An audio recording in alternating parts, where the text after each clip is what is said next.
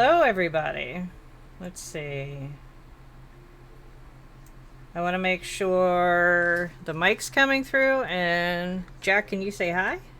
Hi, how's everybody doing? Can you hear us out there in TV land? Looks like everybody can hear us. All right.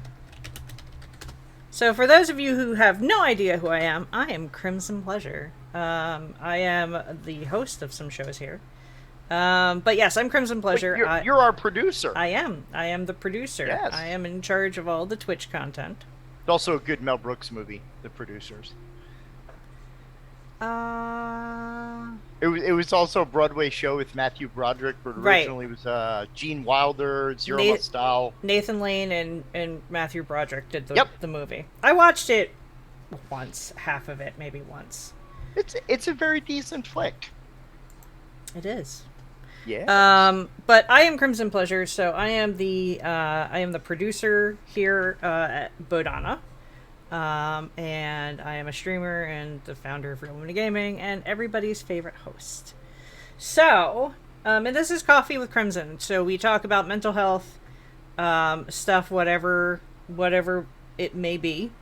The topic of the hour, but this time we're talking to Jack, who is the founder of the Bodhana Group. So we're going to talk a little bit about the Bodhana Group, and then we're going to talk about whatever else. So Yeah, it's unmedicated ADHD, and I've only had one cup of coffee yet. So who knows where this magnum opus will take us? Me and Kylo Ren are on our second cup.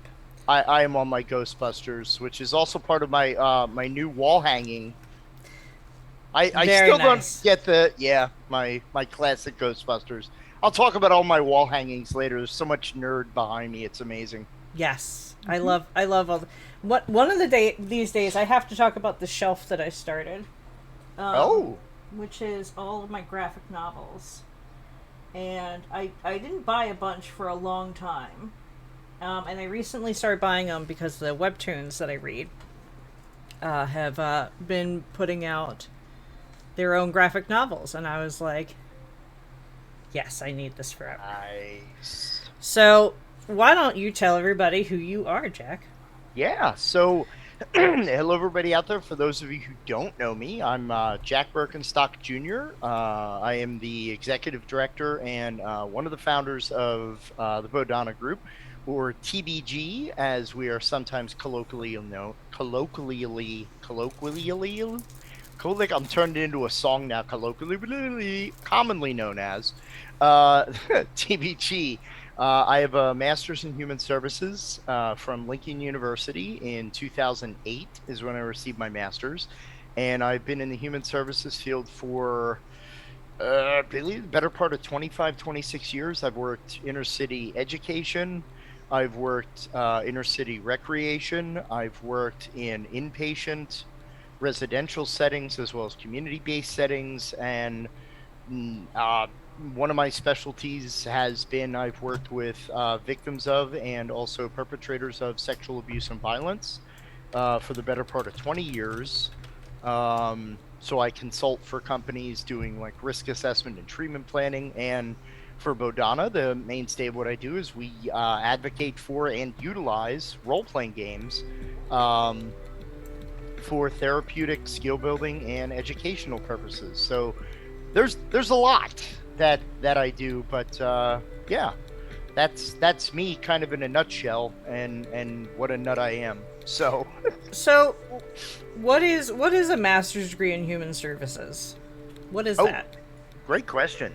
So the master's that I received was human services. It's a program that is run through Lincoln University, which for those who don't know, Lincoln University is the oldest African American university in the United States. It's based in Lincoln University, Pennsylvania. They have a master's campus in Philadelphia, right across from 30th Street Station.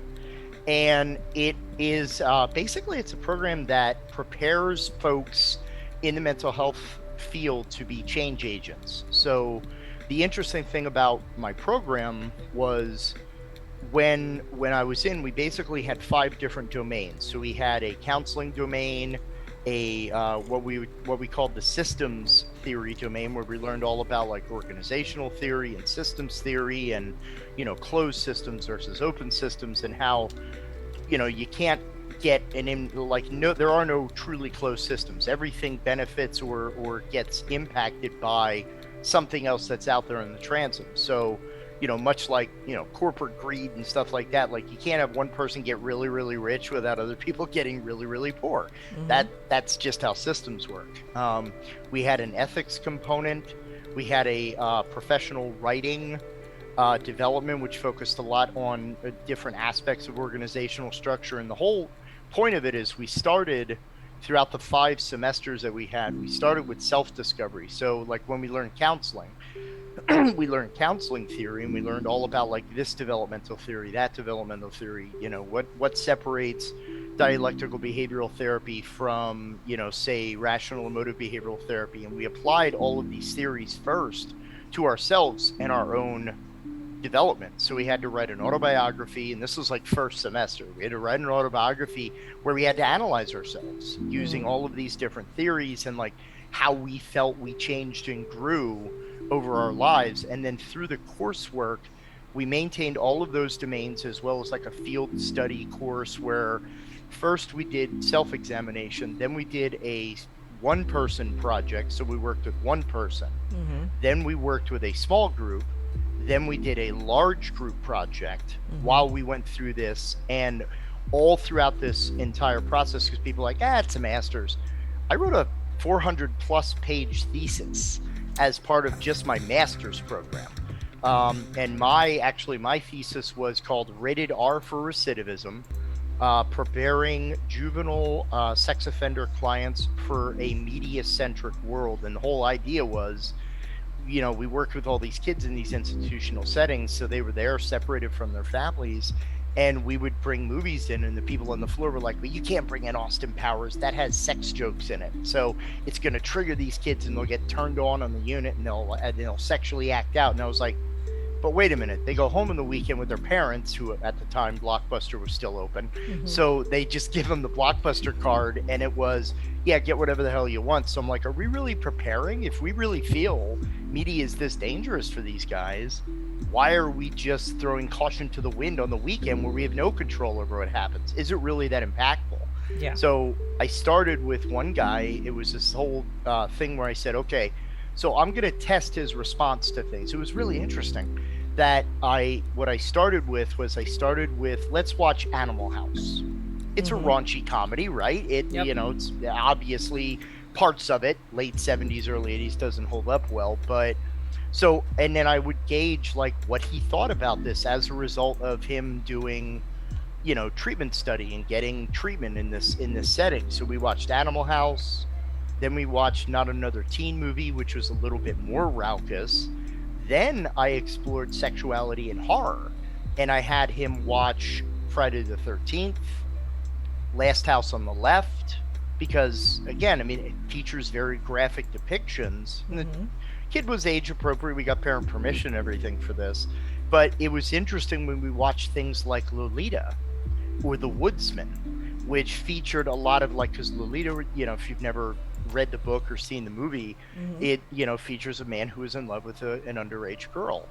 And so we explored all these themes, and what we actually found was, because of the treatment that he had been going under and all of the things that he learned, he was actually able to separate these themes and go, oh, he's using thinking errors, or that's inappropriate because this or that. And he was, and it was interesting when we did Last House on the Left that he watched it, and he couldn't go through the whole movie.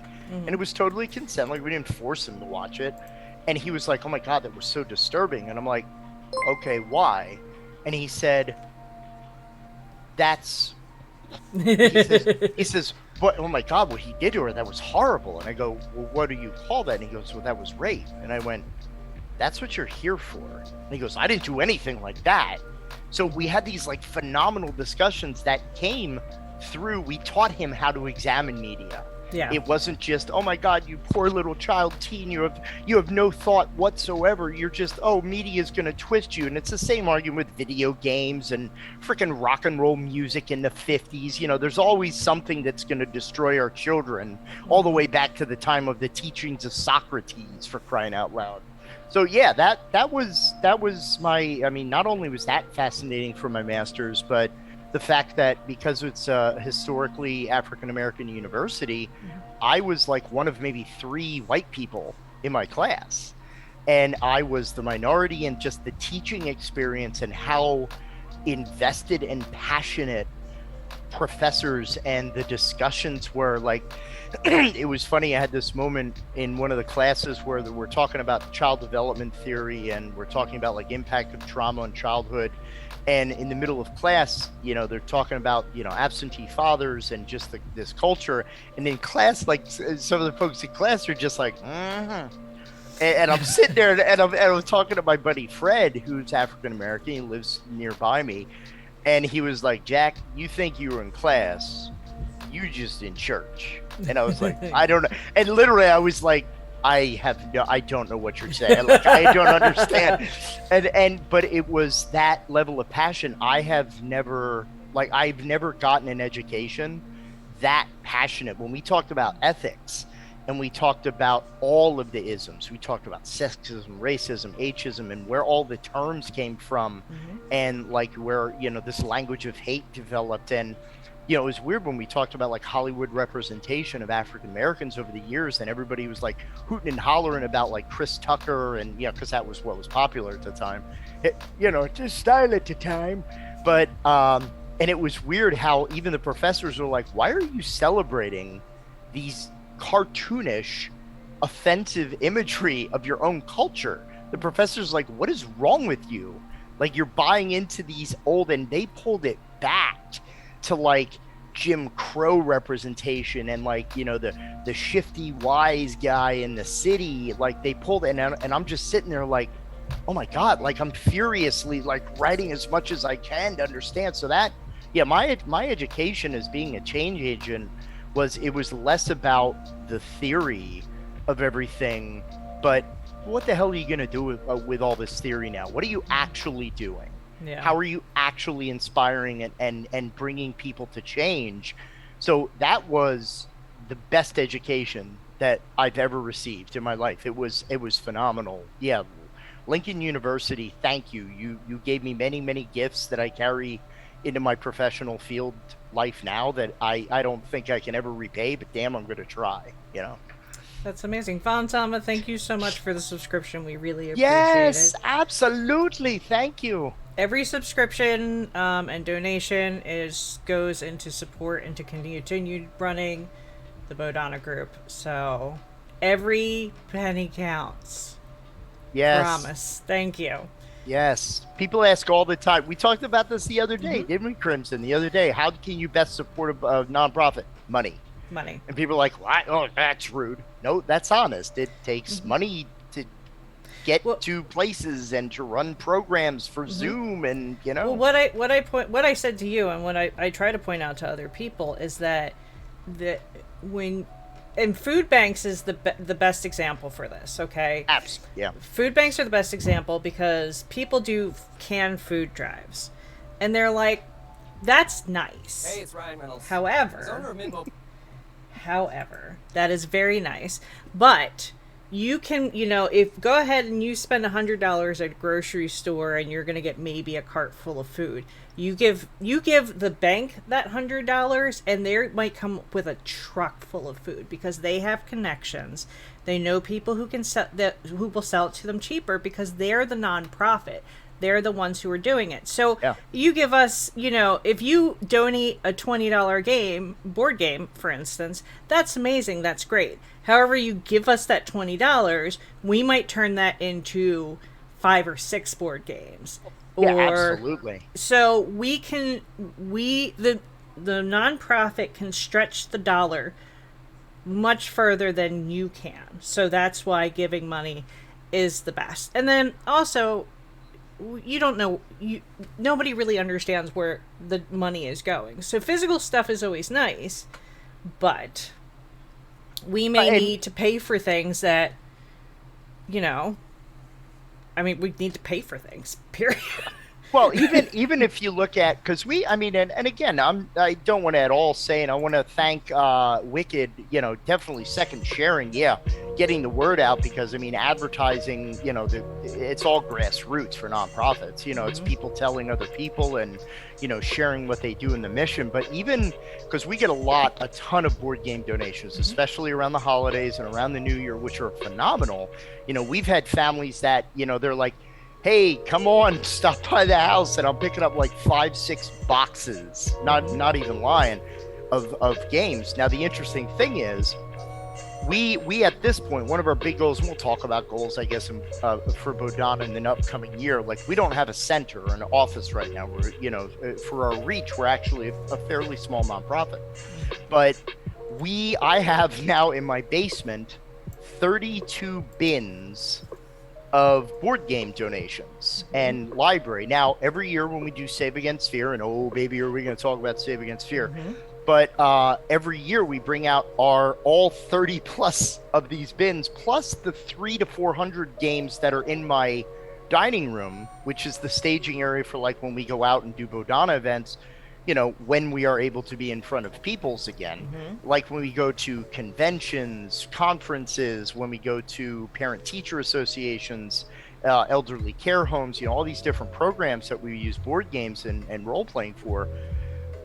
People are like, well, why are they at your house? Well, they're at my house in Rubbermaid bins because storage facilities typically don't offer nonprofits discount rates. To store 30, 45 gallon bins, that would be like a $300 a month just to store those games. You know what I mean? So even physical property, that takes up space. So you need space for all so there's a lot that goes into it that I don't think folks understand until they work or volunteer into that aspect. Yes. And eventually, with your donations, maybe one day we will have an office where we can store all those beautiful boxes.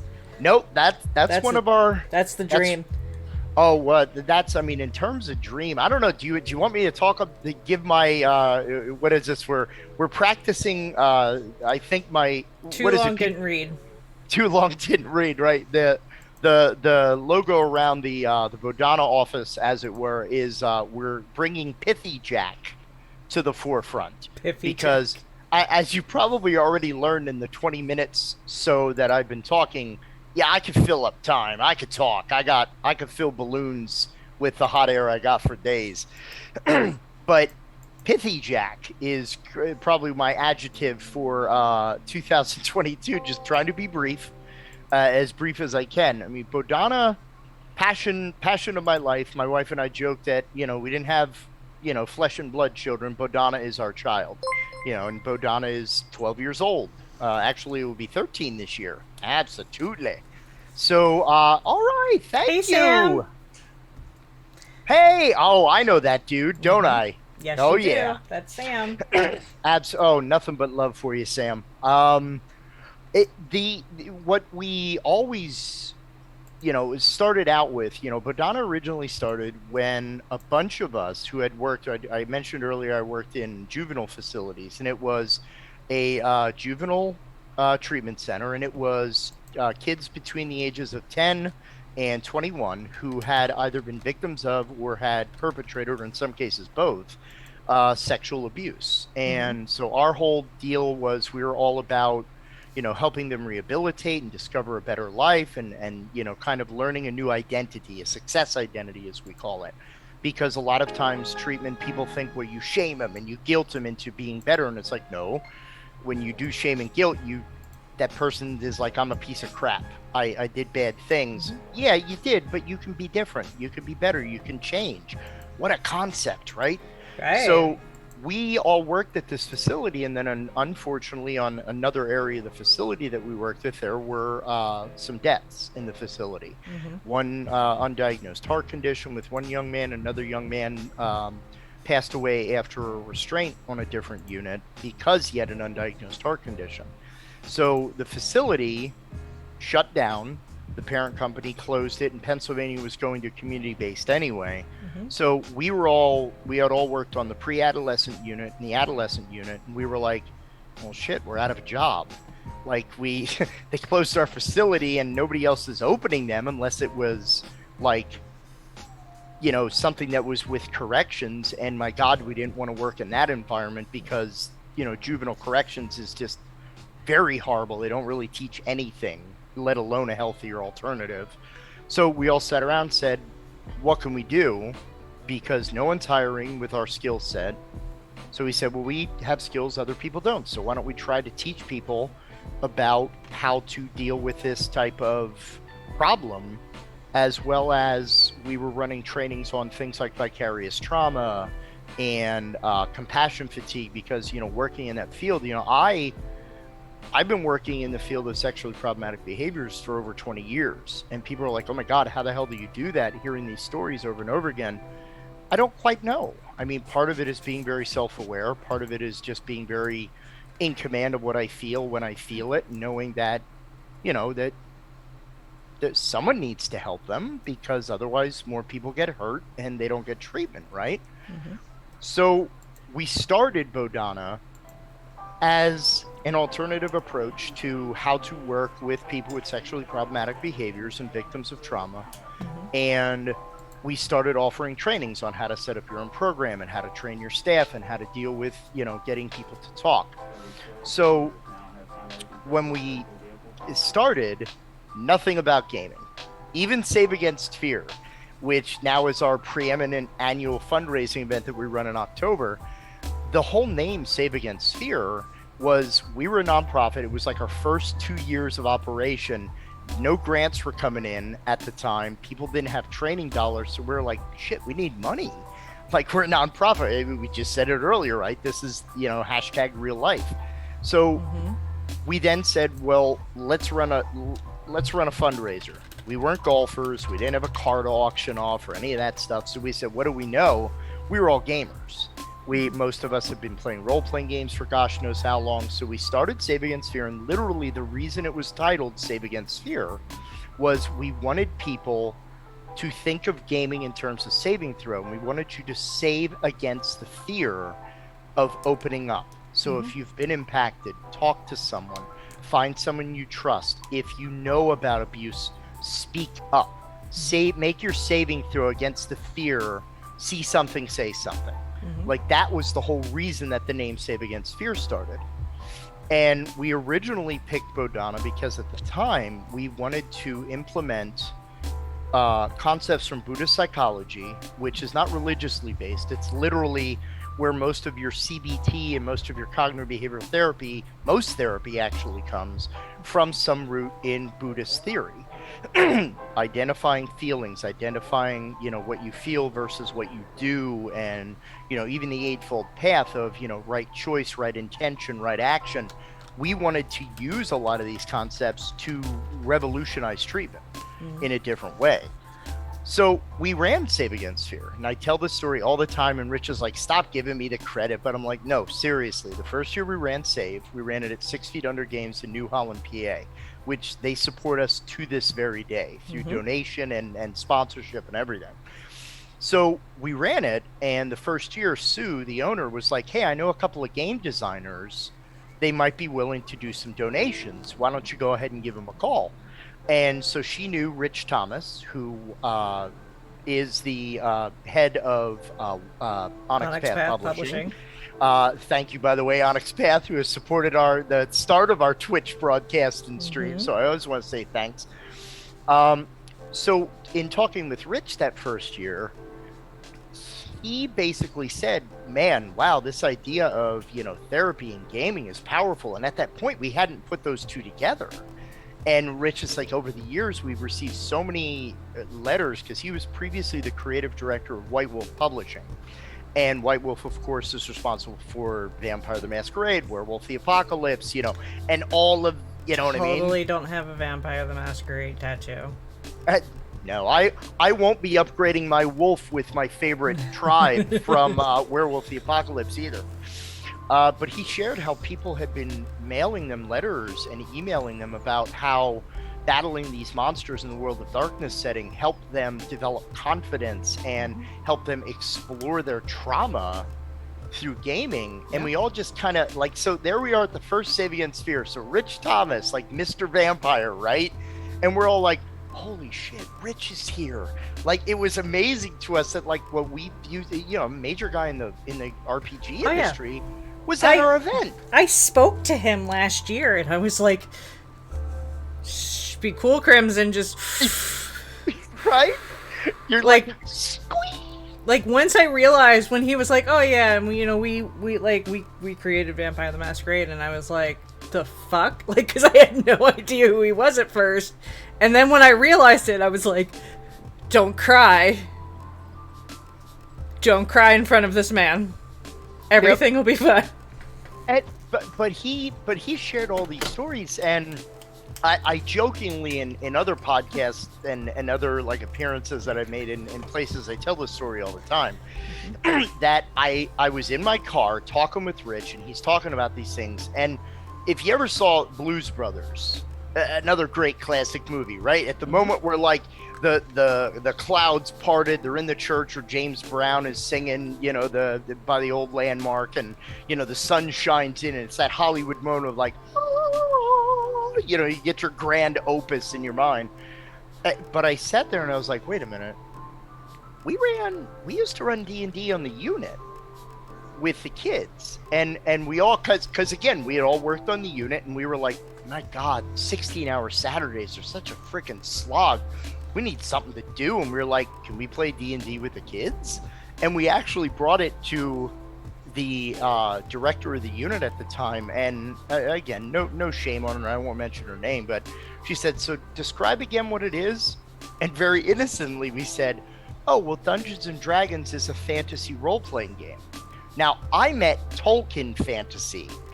She assumed like Penthouse Forum fantasy, because we worked on a sexually problematic unit. So she was like, why are you encouraging fantasies in these children? And I was like, what?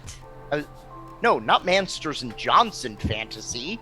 Tolkien, Lord of the Rings, Swords and Sorcery, cheap, you know, films made in Italy, you know, like, come on, really? But then they were like, well, as long as there's nothing sexually inappropriate about it. And that goes back to my thesis. I went, yeah, okay, we're fine. No chainmail bikinis, we're good. So we ran games on the unit, and when we went back and we analyzed all this, we were like, you know what, the kids that were in that game, like, they kept each other on level, and like they kept each other from getting into trouble. And it started as, yo, don't mess this up for us, we need you to do the healing on Saturday, we got a big adventure, you're our cleric, don't F it up, right? And it started out like that, but then we noticed they were opening up more in group, and they were sharing more, and we also saw some clinical connections between what their characters were and who they were as people. And we said, wait a minute, if people are doing this through White Wolf on their own without the benefit of clinical, and we just ran fun D&D on the unit, and the kids are getting all this benefit out of it, what if we married these two things? What if we now took our education and our experience, having our clinical degrees from Lincoln, because Jared and Max, also two founders at the time, they also had masters from Lincoln, and we had all been running groups and stuff. So we put all of Max this together. Yoder? Max Yoder, yeah. Yeah, Yoder. Okay. And so that's where we started making this connection together, and said, well, if we put some intentionality behind it, and we started just at that time, just exploring it. We didn't do groups for like maybe 3 or 4 years. We wanted to reach out to other professionals. We wanted to try to see, you know, people out there who maybe also were doing this, and, you know, how we could get all of this theory together into this practice so we could better utilize role-playing games in a therapeutic context. So that was, you know, the whole, you know, Save Against Fear started all of that conversation. And then we did also Meeples and Peoples Against Abuse, which was a board game themed fundraiser. So we would run like 2 events, and then, you know, so that was the whole start. And Save Against Fear continues to be this premier showcase. It's where our training series started. It's where, we started linking up with all these different designers in the field and talking just in these large scale things. So yeah, that was kind of, I won't say it happened on accident. It was just a lot of very good connections that were made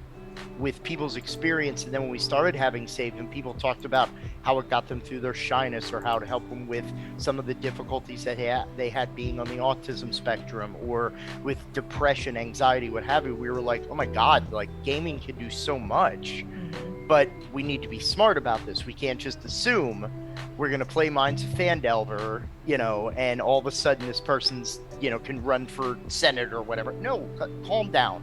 It's not that simple. It's actually a very intricate model. When you use RPG, there's a lot of considerations. So that's one of the things that breaks my heart, is people are like, well, I know my kid needs treatment, so I'm just going to put them in a social D&D club. You don't... It's not as monitored. It's not as... It's not the same. It's not quite the same. And I get it, costs of things, and, the field is a little slow to, look at this as valid, but... Insurance is terrible. Oh, insurance is absolutely horrible. They're like, so where's the therapy again? Can we talk to the kids? Where's your research? Research is hard with this. Your group size is 6. That's a good heavy, like for group, I would even say 5 is probably your max. But you got a lot to make sure of, So, yeah, not a short answer, but a lot shorter than what I normally describe. But yeah, that's how Bodhana kind of got started. We'll work on a too long didn't read version. You and I will work it out. Yeah, it's another project. Yeah, it's another project. I got more stuff to do now. Jeez. So real quick, I want to go back to your master's degree. So you said agents of change, right? Mm-hmm. So what is an agent of change, and why did you want to be it? Well, an agent of change is a person that utilizes their resources in a way to actually not just... It's not about fixing a problem, because problems are always going to be. It's about developing systems for resilience and for people to realize their ability to... it is, in another way, it is about changing systems, because definitely we gotta tear down systems as much as we can, especially, whether it's ageism, sexism, racism, what have you. But it's also about, developing people so people don't always need to be rescued. So it's about dismantling systems to provide opportunity, but also empowering people with the resources, the confidence, and the resilience to take on those systems, to really affect true change. That appeals to me more, because a lot of people talk about therapy, and they assume it's, well, I go in and talk about my problems and then you fix me. No, that's not therapy. Therapy isn't about me fixing. I self-disclose, because I know this is a theme with Coffee with Crymson. I have attention deficit disorder severe. I also have bipolar mood disorder. And again, I get a little weird with the way I feel about my mental health. The world doesn't owe me a damn thing because of my disorder. It doesn't owe me. Now, would I appreciate more understanding? Yes. Can we get better at doing that? Absolutely we can. Yeah. But at the end of the day, I'm responsible for that. I can't go to my boss, so sorry that end of the year report wasn't in. ADHD, ba ba ba ba ba ba. No, I have to have more calendars and a stack of to-do books. We joked about this the other day, right? Yes. Okay, this is Save Against Fear. It's the green book, right? So. But also, as an aside, no, sure. You can also, when you have mental health issues, you can also sit down with people and like, look, this is how this works for me. Can we work on something together? Right. It's a it's a combination. It's a cooperative arrangement. You know, I want my bosses, and I've been very lucky. The bosses that I've had have understood. Some days it's probably going to be nope because I ain't feeling it today, right? But at the end of the day, there is a portion of my mental health that I'm responsible for. I would love if we didn't have mean people in this world. I would love this Star Trek future that, you know, I'd hoped of when I was younger. But the truth is there needs to be a balance of realizing we can't cushion the universe, so you are never triggered. That's not real. Should we be more cognizant about not intentionally triggering people? Yes, we should be. We should not be horrible humans. But on the other hand, I have to realize that things are going to happen that I need. And I don't like the ideology of thick skin. That's not what that's about. Mental health isn't fixed, it's managed. So I know there are days where I will get less done than other days where I will get sufficiently more done.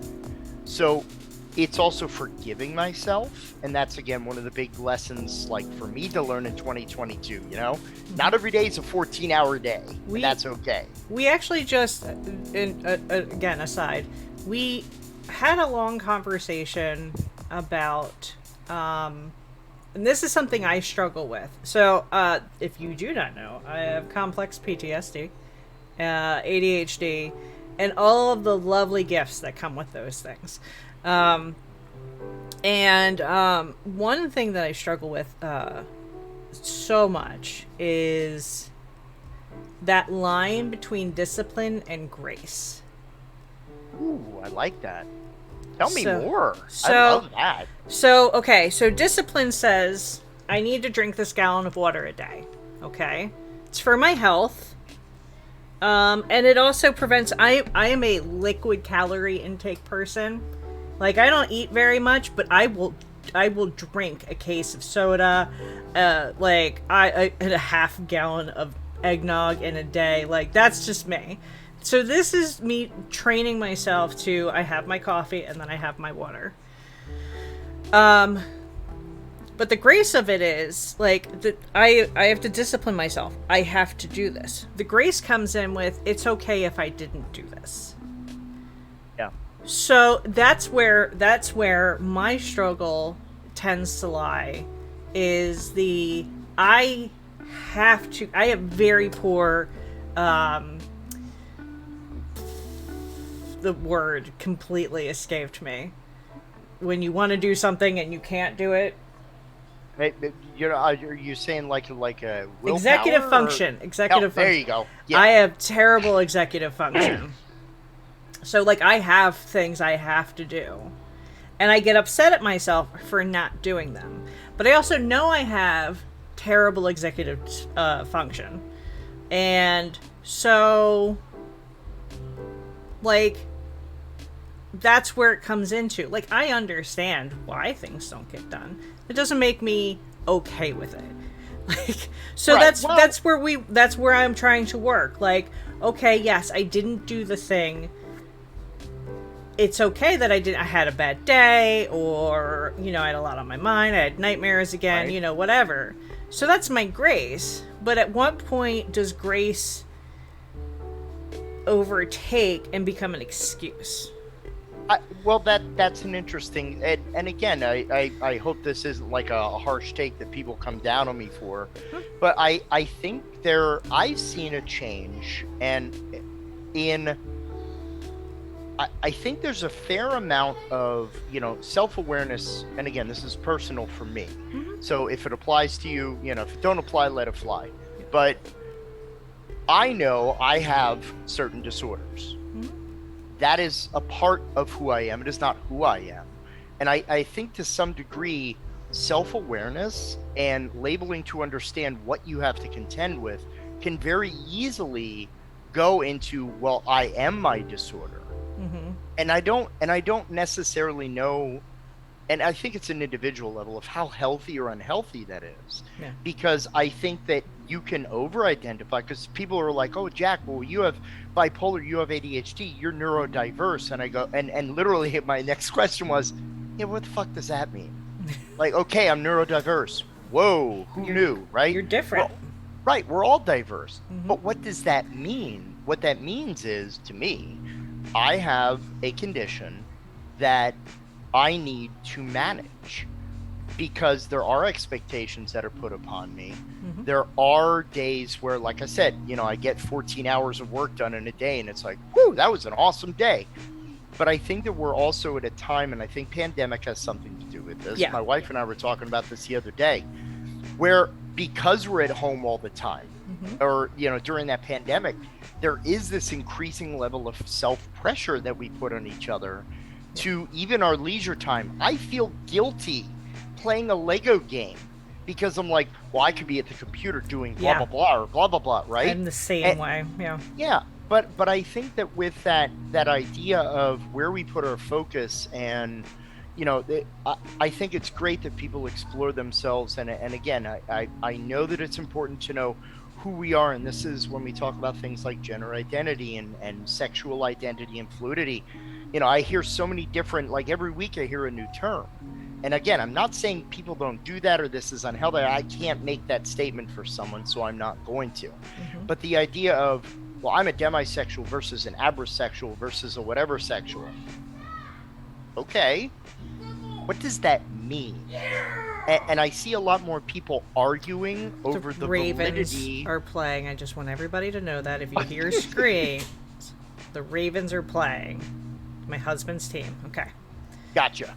But it's that idea of, I think that there are too many arguments about, well, you're not that because of this, or you're not that one of this. What does that serve at all? So what you're saying is that we are too inclined to label ourselves, and that there's a rigidity to those labels for some people.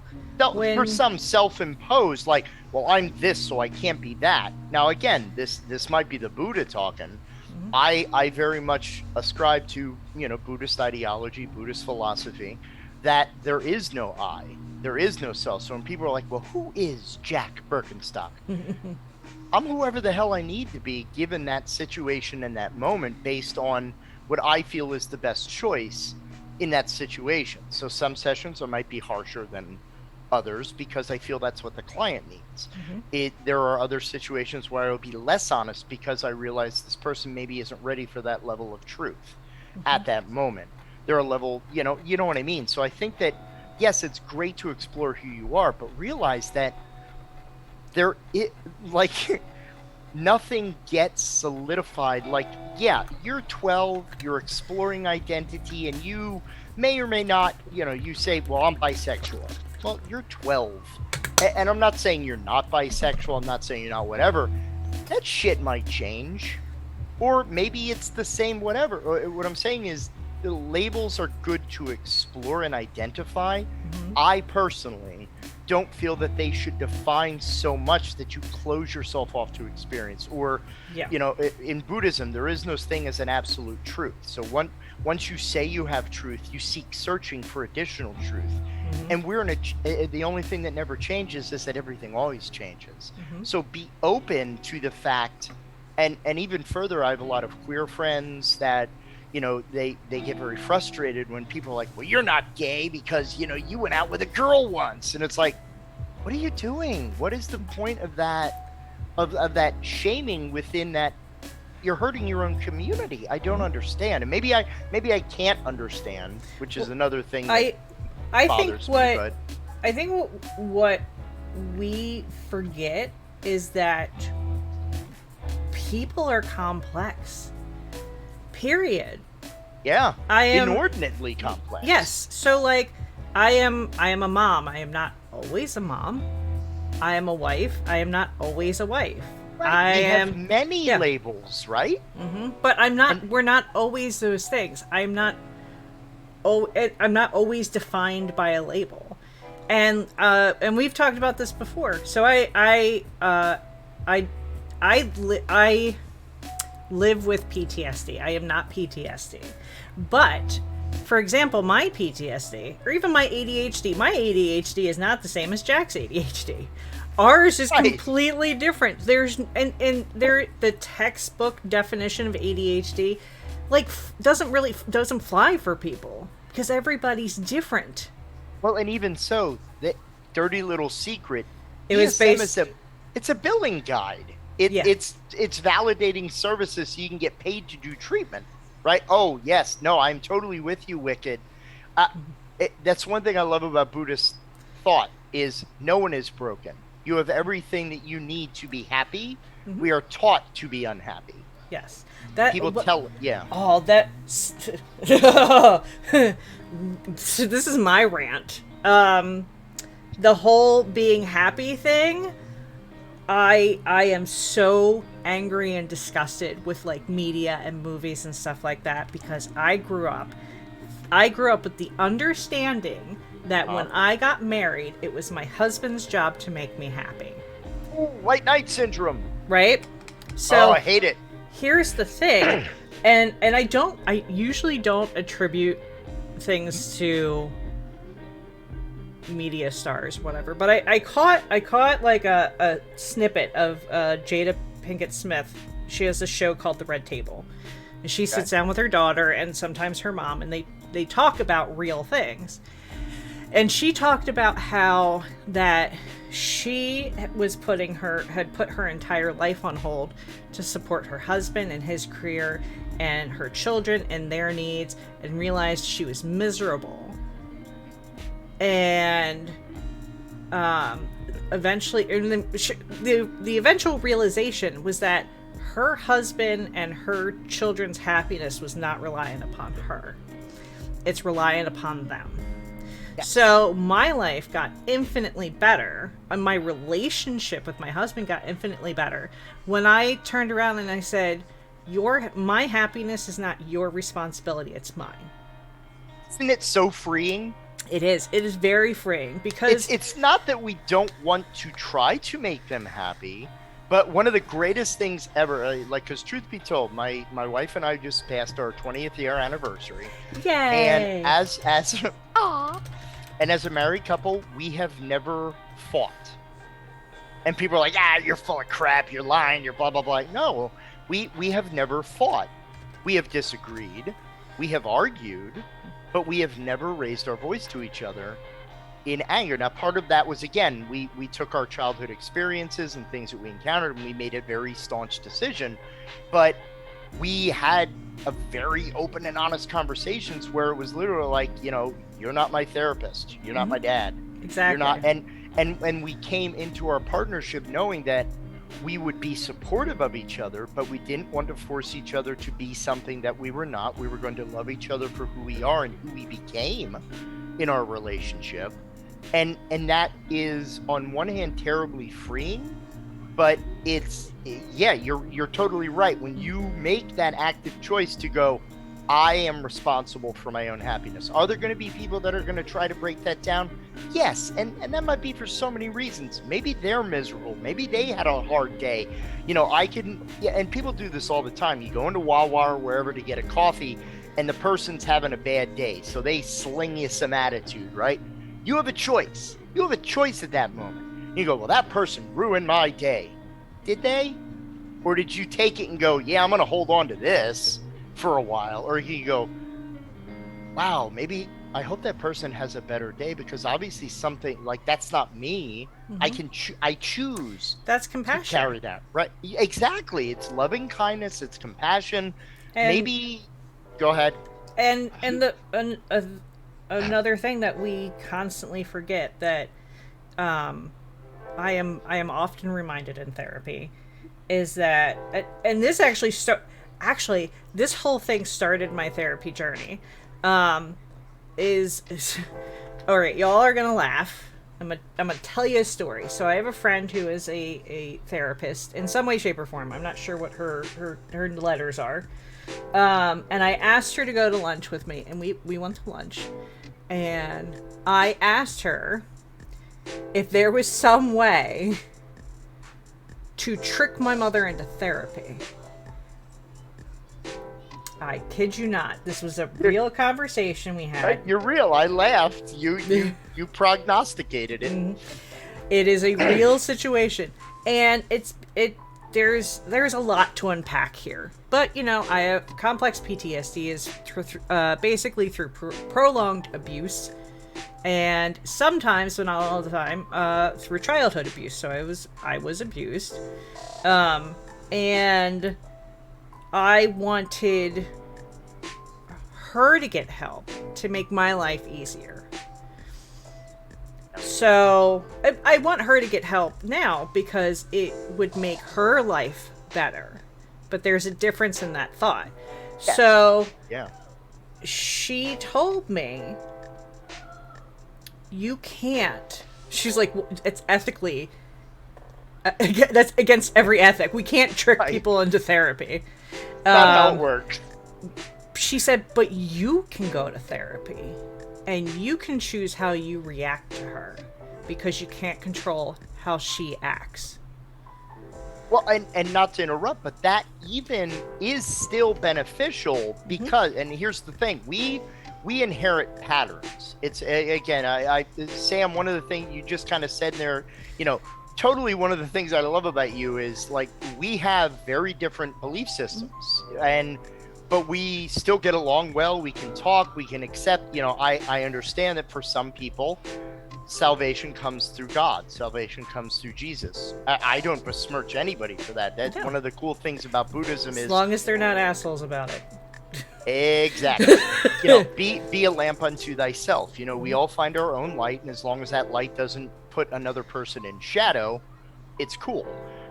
But that idea of we inherit patterns and everything is a response to another thing. And when you talk about abuse, it's all about cyclical.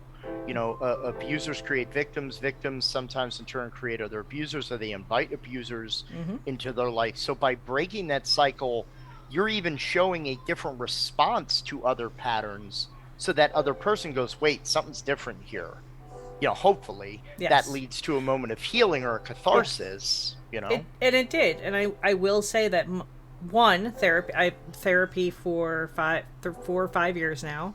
I am on a boatload of medication. I love all of it, by the way. Like, I was terrified to take medication. I had a terrible experience when I was, a teenager. Love all of my medication now. It helps me feel like a human. Not a full functioning adult. That's never going to happen. But I do feel like a human being who has control over themselves.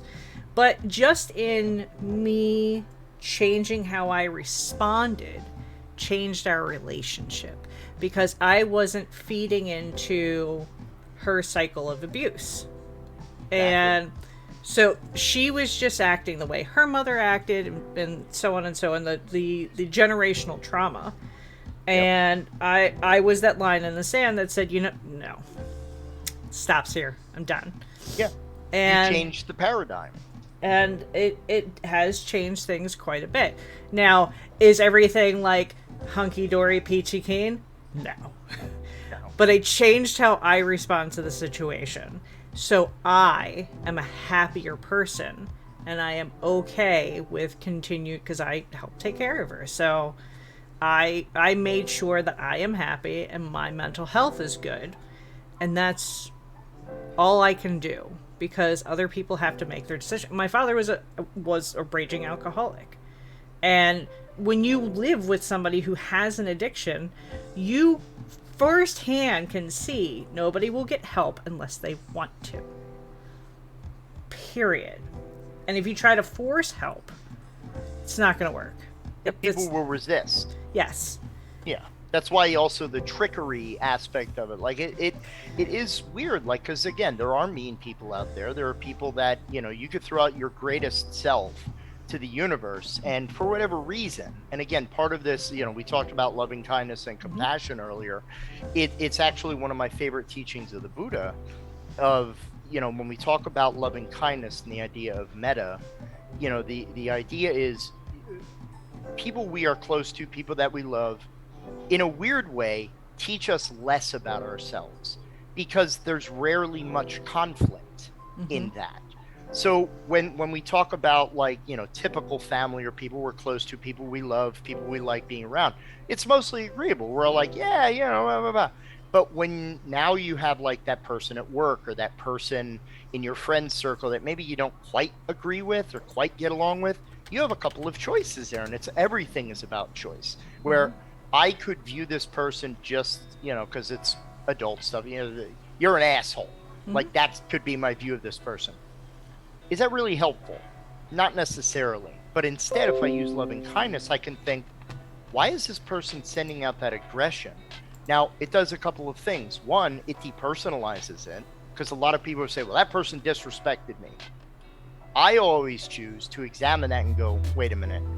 If I'm that easily impacted, not that it doesn't hurt my feelings, not that it doesn't impact me in some way, but there's a difference between what I feel and what I do. And that's a separation that I don't think that we're always taught Mm-hmm. or raised. Like, well, they disrespect you, you fucking hit them in the face. Yeah. And I'm like, why? What? I actually, one of my situations when I worked with the juveniles was I had to pull like a 50-year-old man off of a 14-year-old kid. And because he was like aggressive, yelling at this kid, and I was like, dude, you need a break. Like, get the hell out of here. And when I broke down the whole situation, I was like, what the hell happened? And he was talking about my mom. And I went, what did he say? He said, your mom. And I went, that's not even a sentence. Literally the kid said, your mom. And this adult freaked out because, well, you disrespected. I'm like, he doesn't know your mother. What are you doing? Mm-hmm. But it's this idea of, you can say, okay, so obviously, and again, I've had different trainings, and I've been a crisis management and trainer in like 4 different systems of crisis de-escalation and crisis management. So I'm very good at stepping back, and then my Buddhist stuff has helped me a lot with, why is this person doing this? And sometimes that doesn't help your feeling, regardless of how much you understand. But it's not about me at that moment until it's about how I take that, Mm-hmm. work that clay, and then submit what I made out of it. Like, that's the thing. Yes, there are people that, I've been in AMAs and things where people are like, well, you're just garbage for this therapeutic RPG thing because, what are you just trying to validate that you're a fan of RPG? So you're trying to get over on, blah, blah, blah. And I'm like, okay, we think differently. I could try to convince you, but if at the end of the day, you're not going to be convinced, do It's I need just to a invest waste of all my time and energy. Exactly. Yeah. And again, it's not that people don't have a right to feel. I can't make that statement. But I think people can think more about the reactions that they have. And, if something triggers you, Mm-hmm. why did it trigger you? It's not, well, they need to stop that because it's triggering me. That's half of the problem. Because at the other end, you're being triggered by something. We Mm-hmm. should encourage each other through being supportive and being understanding to explore these things by creating safe spaces and safe dialogue that's non-judgmental. That, personally and professionally, I think is a healthier way to explore this, Yeah. as opposed to just, it's triggering, make it stop. If we can, yes, but there's still a reaction there that's important. And that I that's think a something lot you of- take to therapy. Yes, This and I think a triggered lot me. of Let's folks work it yeah. out. Why did it trigger you? How did it trigger you? How could you be maybe less triggered? And again, I know that there's so many different permutations of this, and people have very strong feelings about it. So again, I'm not telling people what they should do. I'm saying what I have learned in my life that has helped me with things. I had some elements of childhood that were not very nice. We could call them trauma if we want. I look at them as adverse experiences. Why I became a therapist. But that's my journey. That's not necessarily everyone's, but I advocate explore yourself. One of the things that I learned from the pandemic was I had a lot of time to sit with myself. And initially, even with all my Buddhist practice and my meditation and my Zazen and everything, that was uncomfortable because I didn't have escape. And you know what I mean? So there was a lot of, and even the question of like mortality and things like that came in, and people don't like to think about these things, but That's why I work 24 hours a day. Right. So spending time with your self and spending time with your reactions, it's okay to feel uncomfortable things. That tells us about ourselves. So, as far as reactions go, it made me think of this, your mom's story. And when I was younger... What'd you say about my mom? No, when I was younger, I would have flipped out if anybody had said shit about my mom. Like, I can talk shit about my mom, but you can't. Okay? Right. So, and then what happened was I became a streamer.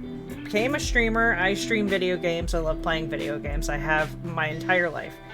And I like to play Rainbow Six Siege with Kinky and Riley and a bunch of my other friends, first-person shooter.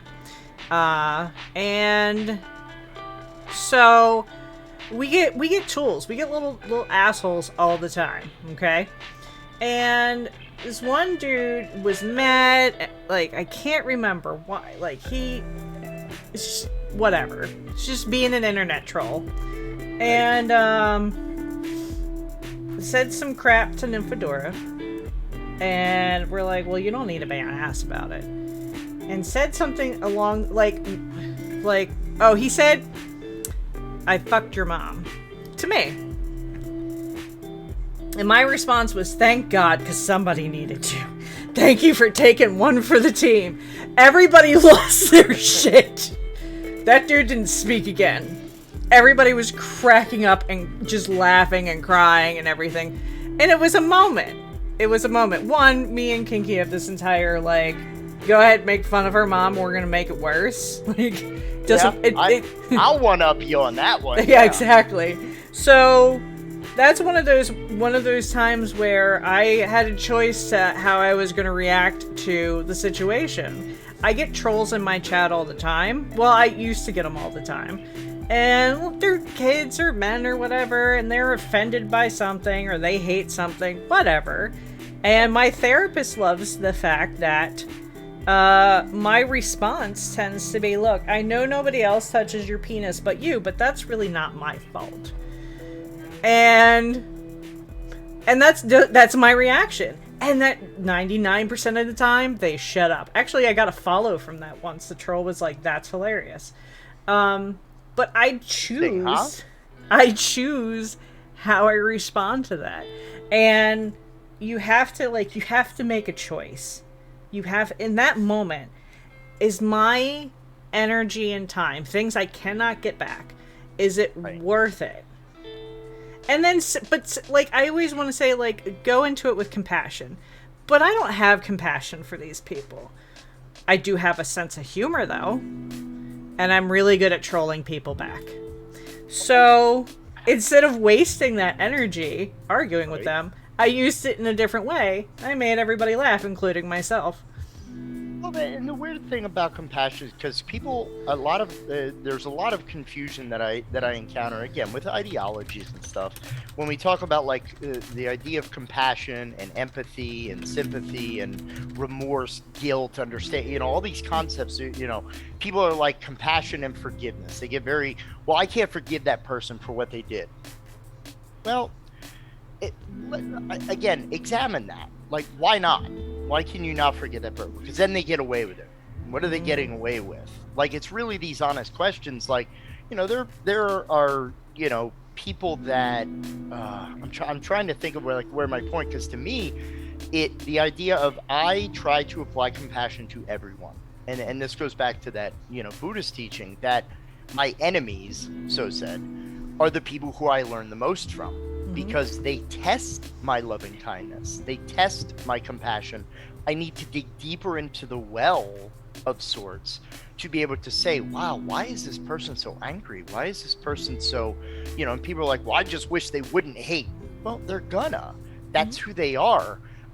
I try, again, just for me, I try to understand, well, why is this person so angry? Maybe they need someone to listen to them, and whether their ideas are wrong. I get that, but at the same time, to them, my ideas are wrong. but I can try to I understand, going back to what Sam had said earlier, and we talk about the difference between like Judeo-Christian, there are a lot of people that, shit on other religions, and I don't respect that at all. I have a lot of Christian family, a lot of Christian friends, and the idea of, for some people, giving it to God is helpful in their lives. And if that helps that person, I'm not going to say, well, you're a fool for believing in blah, blah, blah, and religion does blah, blah. Stop. You're ascribing your stuff to somebody else. That's not fair. That's not right. That person needed this to be okay. And if you engage people honestly and non-judgmentally, is the other reason.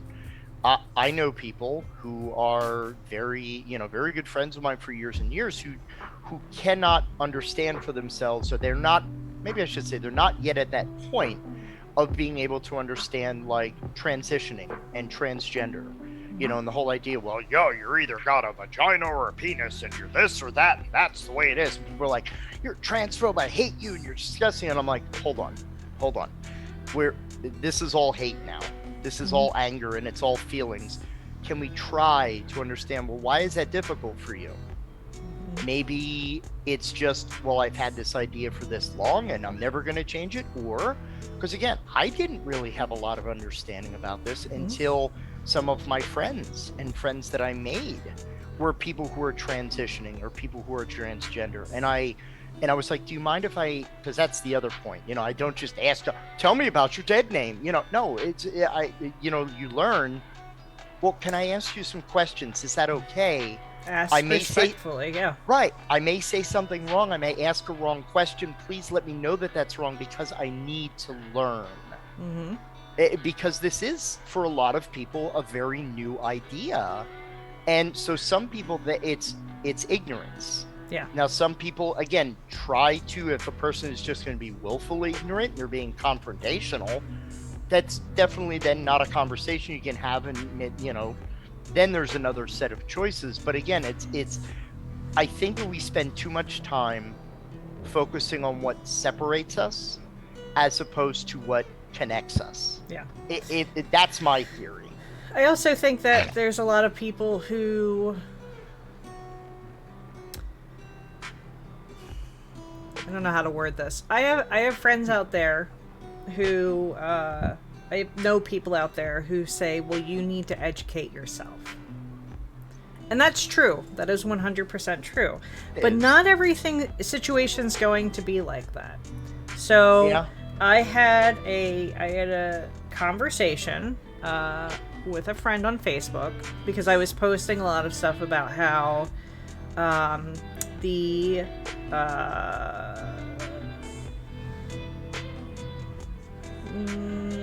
statues were being torn down. Okay. The Confederate Army statues were being torn down. My brain said Soviet. I was like, that's not right. And they were like, well, that's history. And I was like... yeah, they're tearing them down. They're history, man. They're gone. And I was like, you're right. That is a part of our history. However, we don't have, like, statues to the Queen of England. Right? Like, we don't have that because we won that fight. So why are we going to continue to have... And then I, like, I conversed with her as calmly as I could, all the time, 100% with respect, because she deserved my respect. She was a wonderful, loving, caring person who just didn't understand. And then I like informed her that like most of those statues went up during the Jim Crow era, and how they were put up to keep black people in their place, and all of that thinking behind it. And I tried to explain it to her in a couple of different ways. Again, all respectfully. And she ended up unfriending me, and that's fine. I don't love her any less. I understand that she's an older person, so these are hard concepts for her. I get that. I had a lot of friends who also respectfully had conversations with her to try and get her to understand. And I am proud of every single friend who is like, well, I'd like to tell you my point of view, and we're honest about it. And I think that, and I think that there's not enough of that. And there's too much. You need to educate yourself, and I get that, again, 100%. Right. But we have to have let's sit down and talk this out.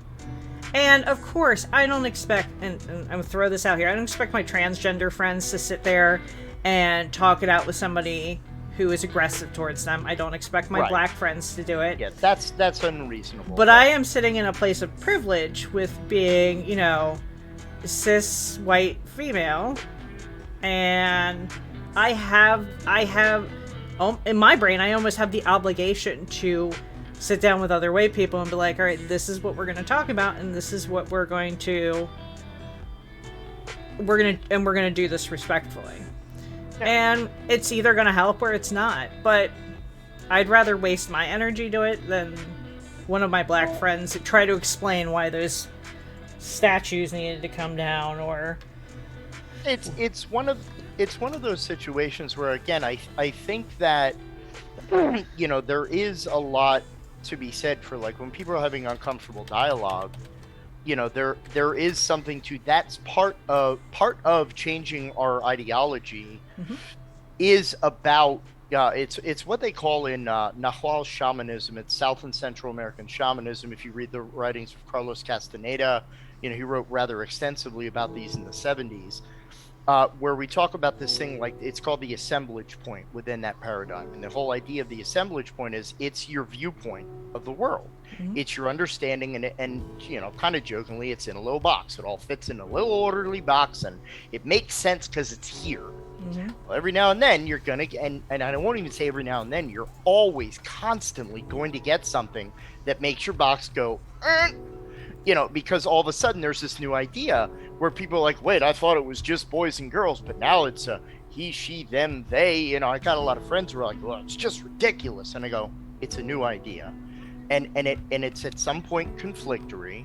So, part of that uncomfortable, and I agree with you, part of the idea is, for some reason, and I don't agree with it, but for some reason, people are more, like, it's easier for someone to talk to me about it without anger and hate than they are to someone who is transgender or what. So I agree with you, and a lot of folks have said, this idea of privilege that I have to engage these conversations and go, wait a minute, let me see where you are here, because for some of these conversations, there's always a line of connection. Like, think about it as it's an infinite graph. It's an infinite graph. And somewhere along that number line, that graph, there is a point that we can both go, oh yeah, I totally agree with that. Mm-hmm. Okay. Now that number line may be all the way out here. I want you to be here, but you're not there right now. But at least we're here. Yeah. And maybe over time, right? Because again, my friend Cynthia and also my friend Ann are, just two of the people I know who are transgender. And their experiences are vastly different from each other. Mm-hmm. With Ann, I knew Ann very differently as, a member of the same fraternity during college. And I was one of the first people that Ann opened up to about this. And it was only through my relationship with Cynthia that I was able to understand how to listen, and how, it wasn't about me asking questions to understand. It was about me just being there and what Ann needed at that moment. I was there for Ann. Ann was not there to tell me anything. Granted, that was helping Ann. And I think that if we can do more to find that, because I think sometimes people are like, no, if you're not here, then we can't have a conversation. Yeah, educate me, don't belittle me. Right. There, and again, like you said, if there's hateful speech, if people are being, aberrant or whatever, yeah, obviously I don't want people to impact themselves negatively or anything. That's not healthy either, but finding that agreement, and then we can generally shift, because that's what happens. A new idea is foreign, whether it's learning something new at work or learning like a new thing or whatever.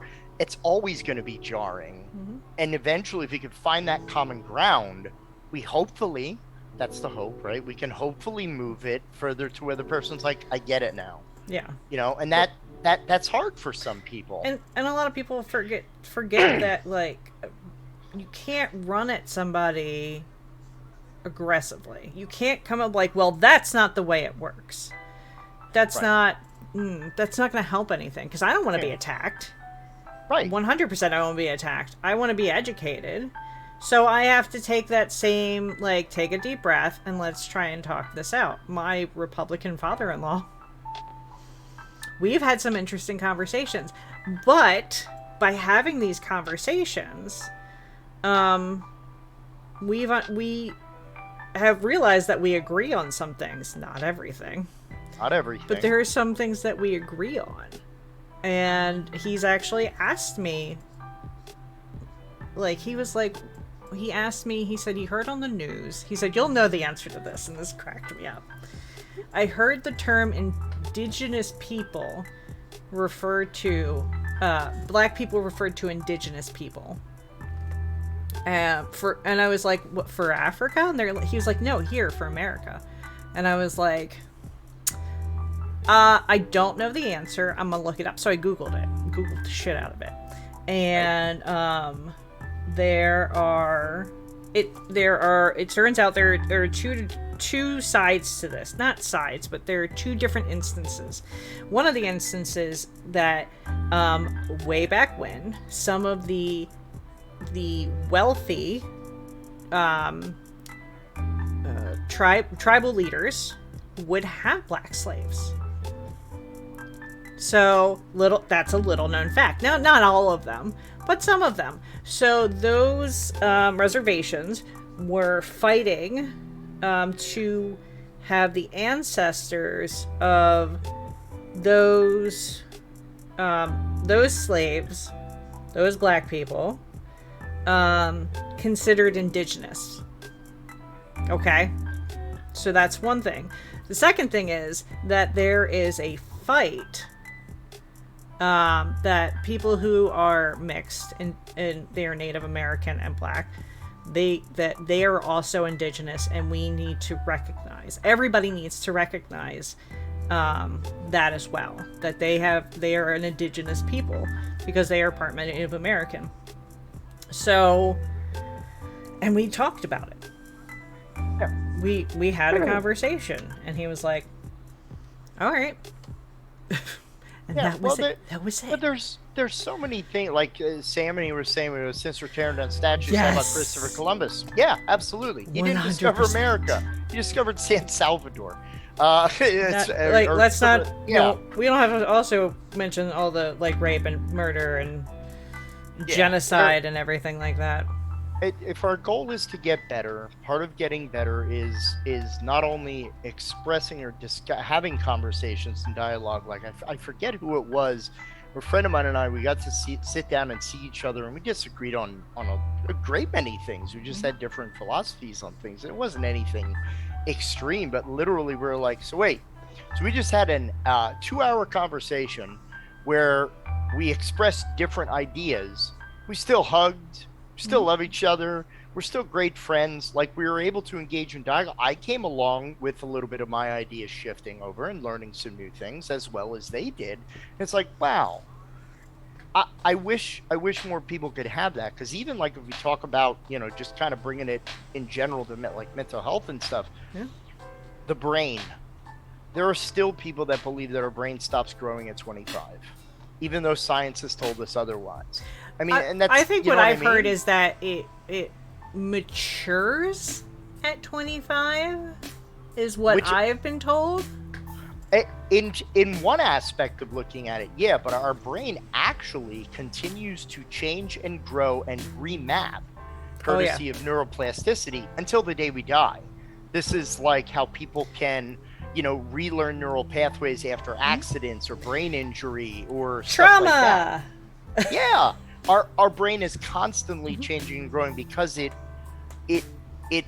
has to augment to new information, which is the paradigm we're dealing with. You get information that changes the way that you think. There's a Taoist phrase, which some call Chinese Buddhism, but where To become smart, you learn a new thing a day. To become wise, you forget one thing a day.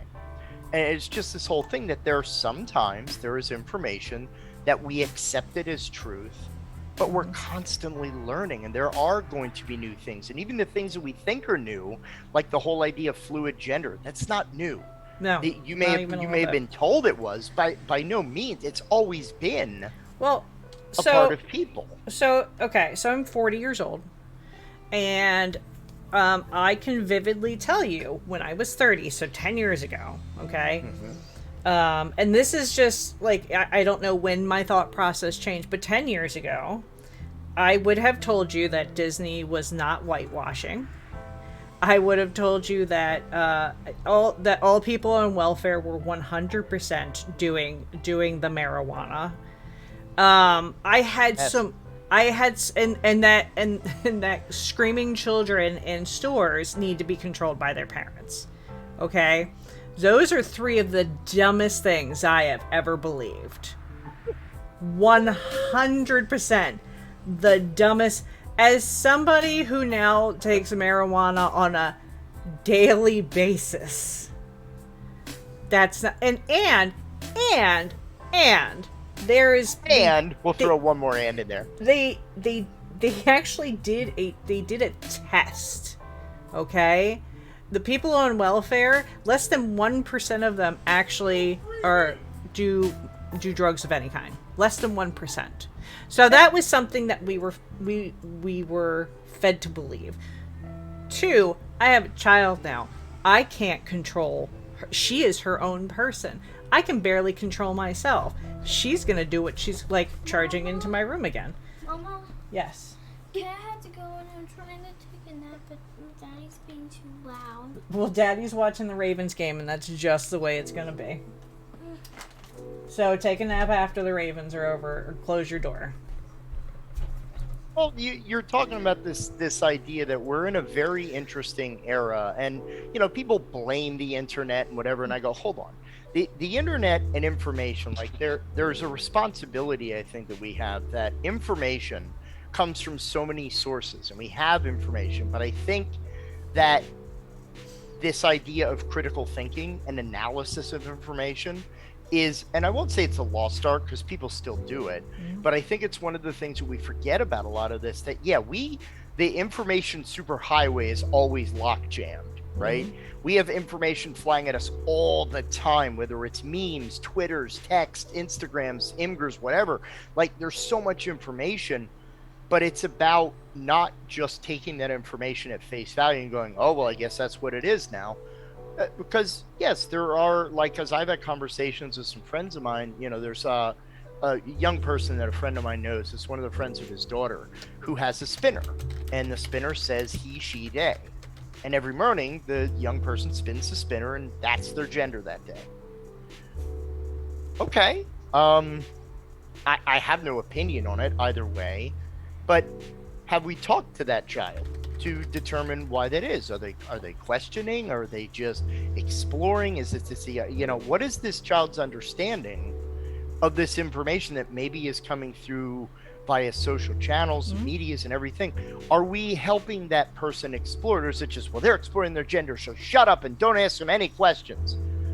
We should be asking questions, not in an inflammatory way, not in an accusatory way, not in a judgmental way, but we should be having dialogue, because dialogue is how we explore and exchange ideas, especially ideas that may be conflicting or in some way not what we already have accepted, because there's constant new information coming. And I don't know, I think that's something that we just don't talk about as much as we should. But yeah, information is great. Disseminating information is necessary. Yes. Well, I mean, when that person was in office, the one thing that I learned, the one thing I heard that I took to heart was that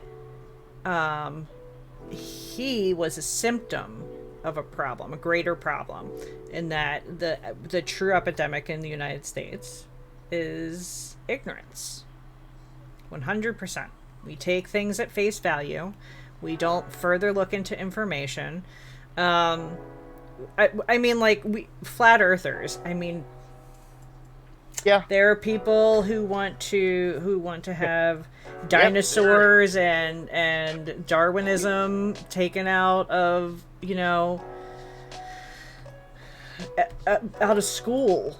And it's just it's ignorance.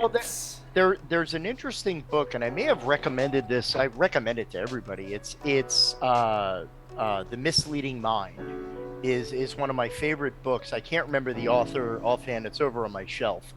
But the whole idea of the misleading mind is our brain is not the perfect CPU that we have been told it is. Our brain most of the time is completely incorrect because it takes all this information and it puts it into where it feels it makes sense. And sometimes, like, we're going to perceive danger where there isn't really danger, or because something's conflicting with what we think, it's hard to admit that we're wrong because it changes our perceptions. It changes our feeling of safety and comfort within the world. So new ideas are a threat to the brain because the brain's like, I got this, I got the wheel, I got this. And I'm like, brain, you don't got this. When I cross the street because there's like a gang of 5 teenagers, look at the word I used, right? Gang. That has a context to it as well. Because there's a group of teenagers walking over and I go, oh, they're going to mess with me. So I walk across the street. There's no reason, there's no information I have. Like, I don't know these kids. Mm-hmm. But psychologically, our brain makes choices for us before we've even had a chance to analyze that information. So we have to stop the process. That's mindfulness. The first thought you have is what you've been taught. The second thought you have is what you believe. Right. Which is why instinct, the idea of instinct, is a faulty concept. Instinct is not a gut feeling that is always correct. No. Okay. Instinct is what we've been given historically that we oftentimes don't challenge because it takes work.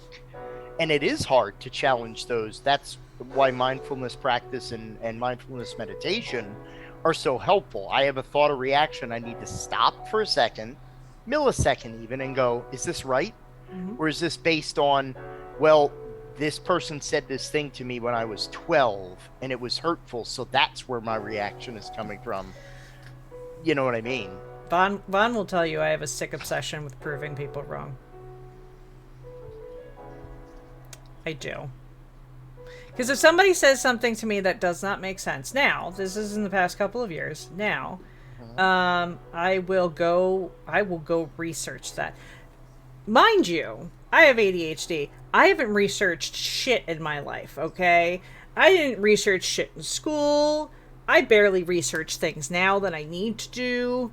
None of it. But the second somebody says something and I'm like, that doesn't sound right, I go and I look it up. Now, they could be right. And then now I've educated myself. They could be. Right. However, if they are wrong, I go and I tell them that they are wrong. Well, and it's even okay to take that information and as we're understanding it, it's okay to not immediately have to react to it. Like, just because that post on Twitter or Facebook incenses me doesn't mean that I immediately have to respond to it. I can take a couple of minutes to think about what I'm saying. Mm-hmm. That's, again, that's Eightfold Path stuff, right thought, right intention, right action, all of that. But take a little time. We don't have to rush so much. Well, like when Betty White passed, unfortunately. Before I shared anything, I went on the internets and I verified from like 12 sources that she actually had died, because this has happened. So Macaulay Culkin has died more times, I think, than he has been in movies. So I tried to verify it first before I told anybody, because I don't want to spread misinformation, because then I feel like I am perpetuating ignorance when I spread information that I have not personally vetted to be factual. Now, it isn't valid. Exactly. Now, I could read 18 sources and it not be valid. It happens because again, the flow of information on the internet is vast. Oh, absolutely. It's more than us. So this is actually a really great time for us to take a small break. So yes, I'm going to refill on my coffee. we're gonna refill, stretch your legs, get some water. And I suggest you do the same, and we'll be right back.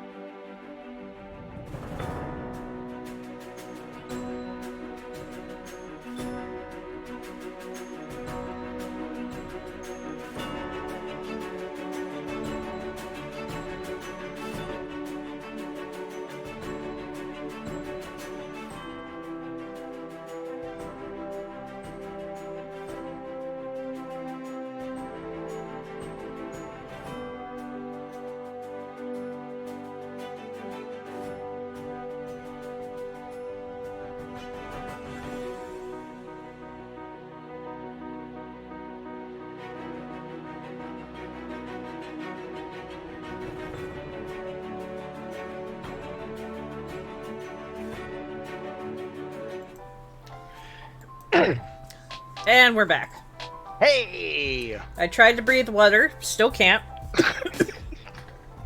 Oh, please don't drown in a dry room. Yeah. No, That would be bad. That would be an episode of Supernatural.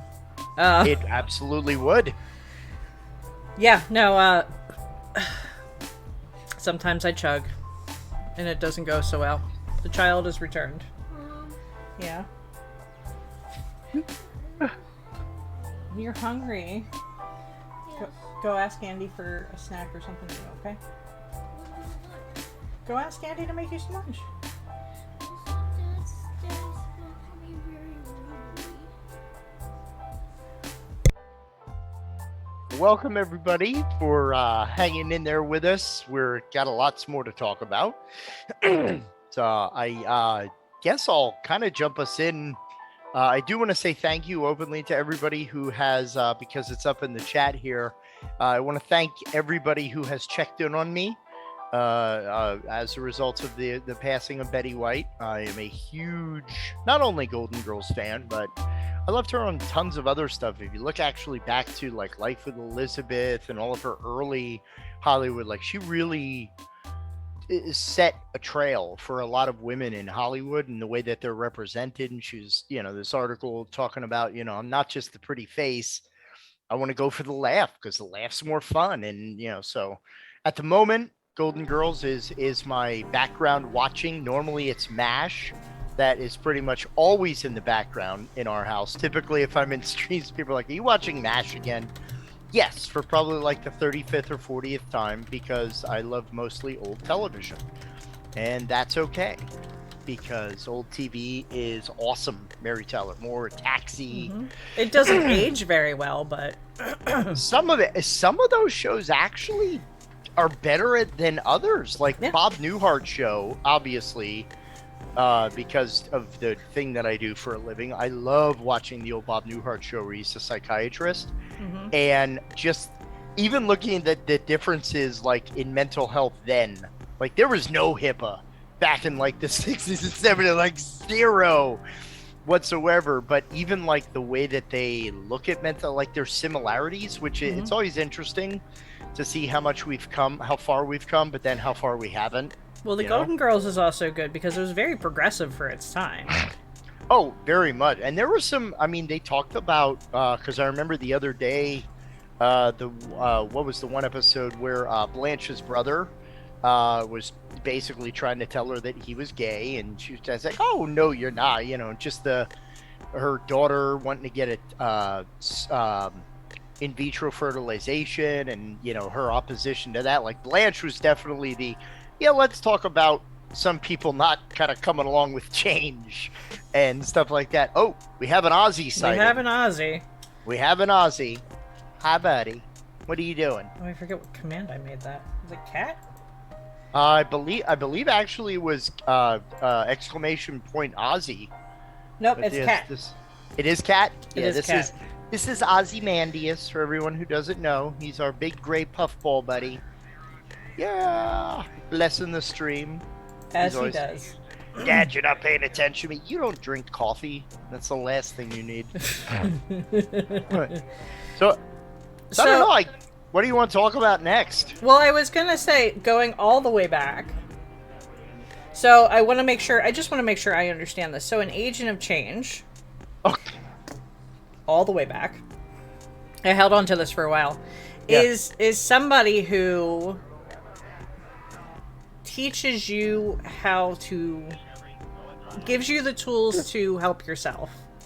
An agent of change wants to change more than people. It wants to change systems. It wants to change the world through because you can't change everything all at once. You have to develop people who are going to change ideas, change ways of thinking, and change the systems that impact the development of those systems. Mm-hmm. So, one of the examples, like just to look at how it's impacted the Bodhana work is, people like, well, when we have kids in group, one of the biggest things that we talk about is it's not just I have your kid in group for like 8 years and they're in my group, doing this thing. No, what we aim to do is teach kids about the power of play and, help develop their confidence and, their agency through play. But we also want to teach them how to play so then they can take what they've learned in group and what they've learned through interacting with other people. And we want them to go and form their own social connections. Natural social supports and relationships in general is something we don't talk enough about in mental health, about how important connection really is. And I think we learned that in part during the pandemic, talking about how important people are. But really, when we teach a kid how to game, we don't just teach them how to play. We also, like, part of all of our groups, when they're funded and whatnot, is they get a copy of the rule book, and we encourage them also through teaching them how to be game masters. So now they can start a group at their local school. They can start a group at their local library. They can play inside the family. So they now have the ability to forge natural supports. So when we talk about relationships, there's family connections, what we would call paid supports, and then natural supports. So family, for the most part, is kind of a built-in support system, right? You're born, you're in a family. For better or for worse, they're there, right? Whether you want them to be or not. Exactly. Now paid supports are like therapeutic supports. So if you're in the member of a group, if you're in an insular support group, those are great and those are wonderful, but they should not be seen as forever in most people's trajectories, because natural supports take more work and effort to develop. If a person's in treatment in an agency, we set up the outings, we set up the meetups, we set up the activities. Like, there's very little you have to do than just show up. But when you have a natural support, like parents contacting us going, oh my God, they the kids in preparation for group, they set up their own little Facebook group to talk about group, and they set up their own Zoom meetings to strategize. Like, all these stories that we hear and that we encounter of people taking more agency, or kids hanging out together outside of the group context. So now they're hanging out with each other in addition to what we do. So eventually we can transition them out of group and they're better for it. Yeah. So that's another aspect of the agent of change. It's, you don't need me after all is said and done to continue. You don't want someone to be dependent on you as a provider. Yeah. At least that's how I was trained. I don't need you to be with me for 8 years. I think that I'm not the best therapist, maybe necessarily, if you're with me for that long, unless you're, have extreme needs or something like that. But that's one of the things when we talk about gaming being a passport.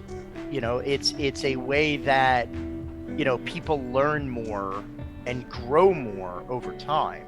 Gaming is a language that if you learn to speak it, you can go into any game store, any convention, play a game, with your friends, and it's just a different level of development and growth.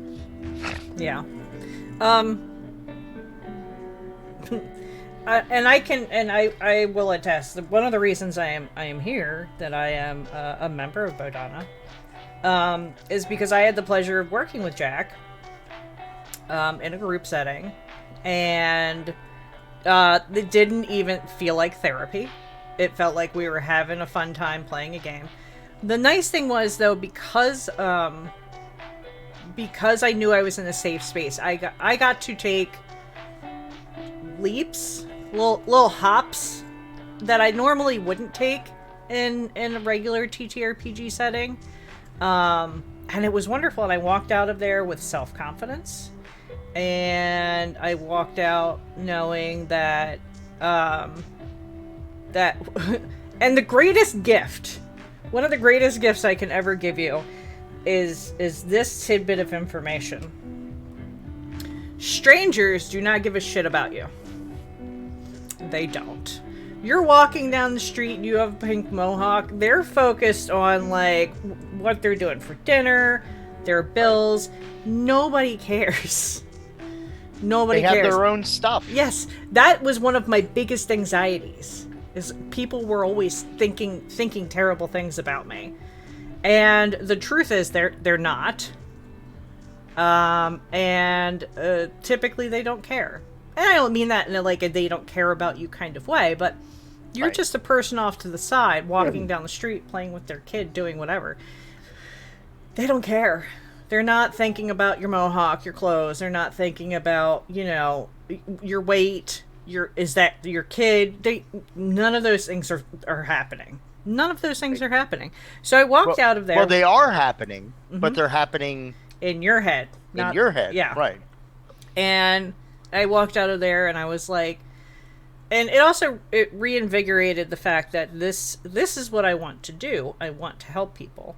I have always wanted to help people. I do not want to go through all of the school and therapy to be a therapist. I don't want those bills. I really don't. However, there are tons of ways that we can help without doing it. So that's when I tracked Jack down for like 12 meetings, and the last one I was like, I want to be a part of Bodhana. By the way, Jack doesn't take subtle hints. If you need to know, I'm a little. Got a lot on your mind. Yeah, well, it's like you said. It's that whole. There's always so much going on, and but gaming is that strange covert therapy where through play, people are comfortable engaging in material that they might otherwise not be comfortable talking. Because again, typically, people look at therapy as I come in and I talk about my problems, which essentially translates into I come and talk about what's wrong with me. I complain. Come in and complain. Right. Yeah. All I'm doing is just bitching about my life and how horrible things are. And I'm like, well, no, people talk about issues and challenges that we have. And I think a lot of those challenges are fairly universal. When we talk about, something like social anxiety, which, has a lot of those trappings you talked about, like, oh my God, people are always obsessing over what I do and how I look at it. Well, that's really a vestige of people have delivered messages to you. I know for myself, we're all about self-disclosure here. I grew up with very nerdy kid, didn't fit in anywhere, didn't have a whole lot of friends when I was a kid, and the friends I did, we were all fringe, right? We were all, for whatever reason, we were all nerdy, we were all fringy, like we did not fit. People talk about the satanic panic and D&D book burning and stuff. I get mad at nerds who don't appreciate, like, and again, here I get grandpa gamer, like, you're these kids today. But he's not that much older than me. I just want to throw that out there. Really not. I'll be 50 in 2022, but I remember, like, I legit was shoved into lockers. I legit was stuffed into trash cans and given wedgies, and like I grew up through that. Because why? Because I was into science fiction. I was into comic books, and I was into role playing, and I was into Avalon Hill board. Like I wasn't into Sorry Monopoly Parcheesi. I was into Avalon Hill games and these non-traditional board games. Yeah, I got picked on, made fun of for all this stuff. Now MCU is mainstream, and everybody's like, well, but there's so many gaping plot holes. I'm not going to spoil Spider-Man, but whether it's Spider-Man, Doom, whatever, like everybody just loves to shit on everything. That's what's popular now. Yeah, it's popular to do the hot take. It's not so hot anymore, to be honest. It's yeah, there's issues with every fiction, but this idea then, just to tell the true whole point of it, going and taking and looking at this idea of RPG as therapy, even board games, because Bodhana doesn't just do RPG. We use non-traditional or modern board gaming to teach skills. So if you're a parent, play Sura with your kid. It teaches them consequences. It teaches them forward executive thinking. It develops parts of the brains covertly. So remember I said originally Bodhana was, leading to an awakening and understanding. That's what the word Bodhana means. And we originally chose that to be that we wanted people to blossom and awaken to this understanding of the impact of choices and, what true mindfulness is. Mindfulness is a word that gets thrown around a lot where people are like, gotta be mindful, gotta be mindful. Mindfulness doesn't mean I gotta keep it in mind. That's not what it is. Mindfulness is an active pursuit of considering the implications, ramifications of why we do what we do. Like, it's an active pursuit. Am I putting out there the best thing that I possibly can? Am I going to make a mistake? Yes. You know, people are like, well, the Dalai Lama, like, you're mindfulness, so you must not ever get sad. He's like, and I love the Dalai Lama, is like, sounds like a Muppet when he talks. He's like, no, he's like, he's the greatest. Yeah, he's like, I feel sad. I don't hang onto my sadness. I am not my sadness. It is something I feel. I feel it. I express it. I move on. Like, you know, turn the page, right? You know, make a note of it, move on. Next thing. So yeah, gaming provides this opportunity for us to learn covertly, which is the other side of the definition of Bodhana. We want people to game and discover things about themselves, or if you are a parent or an educator, you know, put modern board games in your classroom or in your home, that, you know, your family game night is teaching things like, you know, nothing teaches resilience better than shitty dice on game night. Like, just, oh my God, now I have to do this or do that or what. So yeah, that's been our passion for years, exploring that. And I think of, like, there are many things that drew me to Bodhana. But one of the things that I bring with me, and I am happy to talk about, is how not all therapy works. So in my life, I have seen close to 10 therapists. I've seen about 6 or 7 different therapists. Yeah, in my life. and some of them were therapy students. And that they were my therapists. They were still in school. Some of them I liked.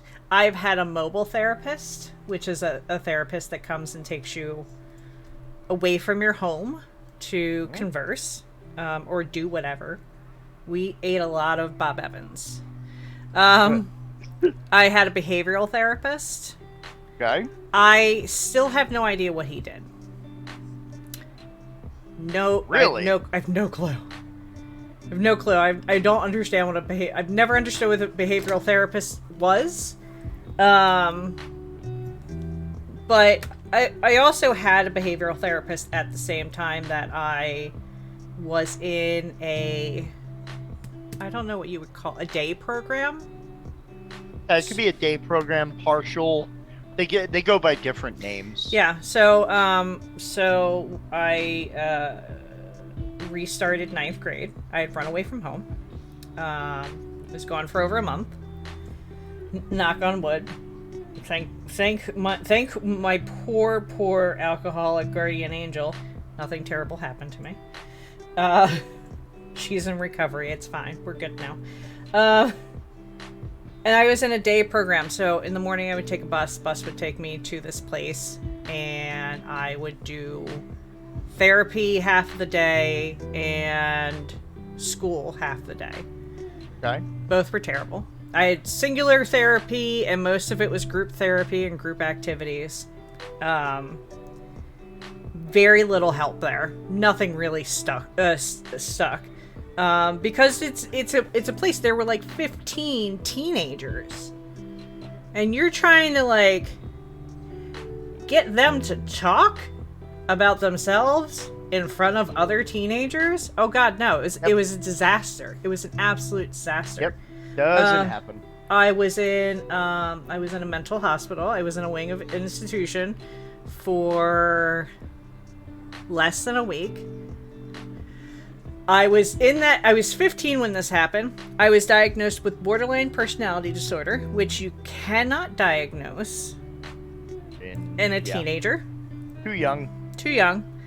And attention deficit disorder, which was very fucking evident. That was a bit degrading. Nothing's more fun than being strip searched. Tell you that. And that was a terrible experience, and I got nothing out of that. but and now I have a fear. I have a fear of being hospitalized. Makes sense. And I was put on a bunch of medication that wasn't supposed to be mixed together by one doctor. That was fun. I was in family therapy. That was the worst experience of my life. So, like, let's just put my parents in a different room where they're going to yell and scream at me. Thanks. It's very weird because one of the things about Bodhana and the way that we look at, even this model of using gaming is, it always starts with a theoretical orientation. So it's not about just playing the game. Mm-hmm. It's about, well, what's going to help the client best? Is it family systems therapy? Is it cognitive behavioral therapy?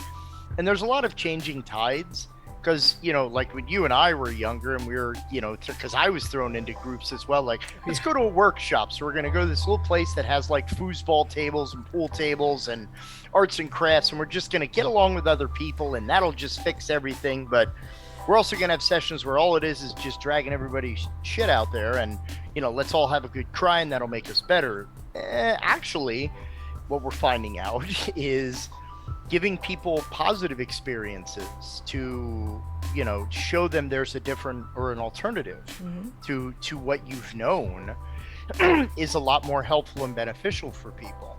So, we're thankfully learning a lot to be better about the way that we present that. And yeah, you're right. Gaming is that way that we're playing a game. Mm-hmm. But, and actually, I'm not going to give details or anything for it, but one of the things that really I remarked upon was just the way you dove deep into this idea of putting yourself and very intentional, because it's one of the aspects of when people are doing RPG as therapy, because again, it's not therapy RPG, it's not its own domain, it is using other therapies in combination. This mm-hmm. is the delivery method is RPG. Yeah. It's still CBT therapy, it's still REBT or whatever.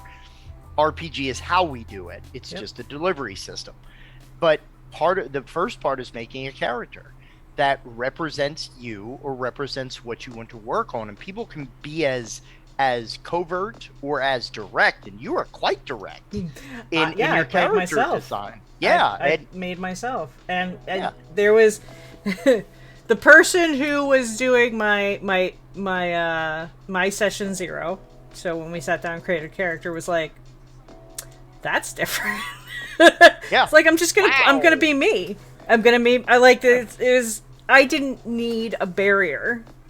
Because I had wanted to do this for years. I had wanted to explore, because there is a friend of mine made a college for bards called the Nightmare College, right? And what they do is they, instead of singing, songs and stuff like that, they create nightmares for people.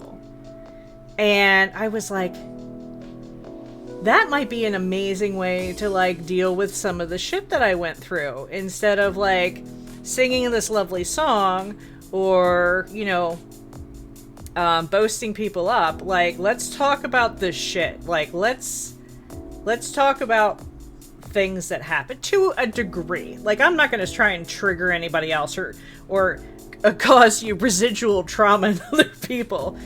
But like, concepts like that had always fascinated me. Because there is a safety in an RPG, because it's real and not real at the same time. You can dive in when you're comfy, but you can get out of the pool if the water's too deep. Yeah. You have that ability to use, because you're using not only the character and the identity of character, but you're using the fiction, mm-hmm. the storyline, all those other, the whole idea is about using that. If any story can be told, well, let's tell any story.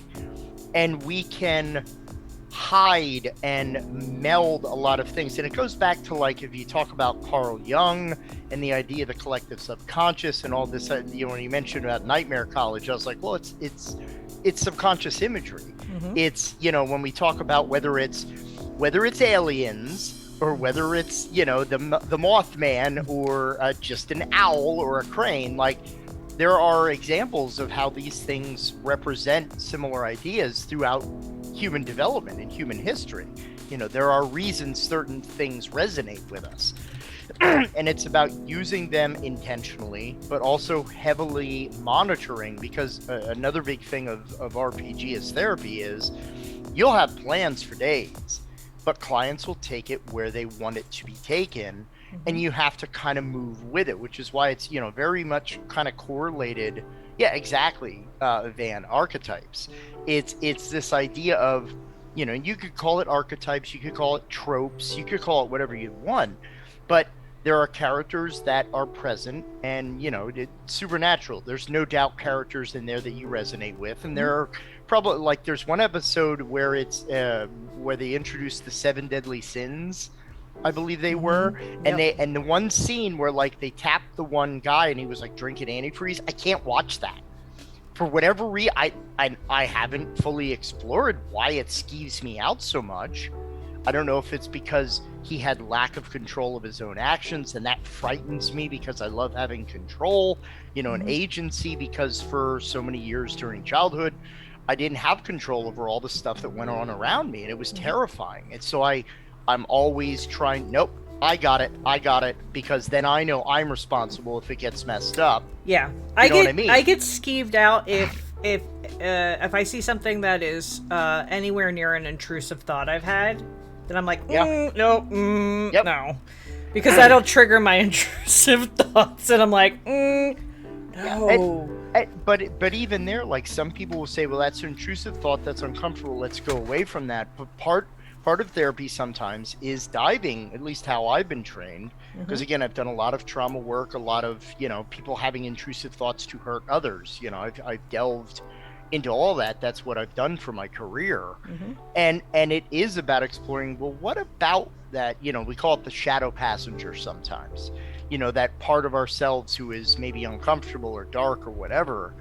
And that whole idea is part of what we use this safe space to explore. And, you know, a lot of the specialties, because, you know, talking about, like, you know, what's Bodhana got coming in the new year, we got a lot of stuff coming in the new year.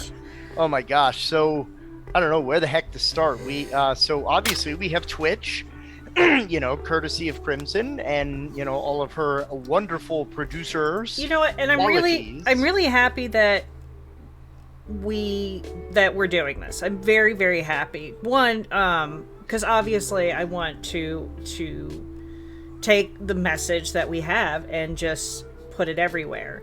And I want people, like, again, fighting the stigma behind mental health and mental illness and stuff like that. But two, like, getting these conversations out, getting these messages out, I think are so important to, even if, and I've said this for years, even if one person walks away feeling better, or says, you know what, maybe I will try that medication, maybe I will try therapy, stuff like that. Like, we won. We won. One person, and we won. That's it. That's all it is to me. Absolutely. But two, like, this I'm not gonna lie, this is a lot of fun. Absolutely. And I mean, speaking of fun, we have a ton coming out for people. I mean, we can talk just briefly about the Twitch. Yeah, and sure. what people have to look forward to. So we have Coffee with Crymson, which is not going anywhere. I'm so excited.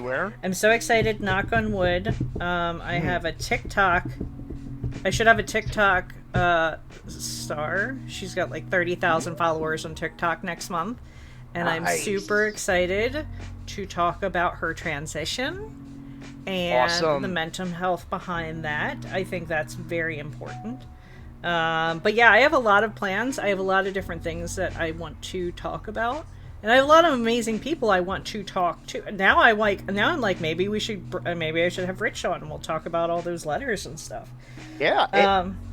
I think that one of the things that is going to be different about Bodhana Twitch, by design, actually is the fact that not only are we going, like, because we have Coffee with Crymson, we have the Bodhana Cast, which is a kind of short form fun show where James the Captain Kirk and myself come on and we talk about games, and we kind of review a game for its therapeutic potential, but we also talk about movies and TV and like these little segments that are, it's purely entertainment, but there's also some education mixed in there.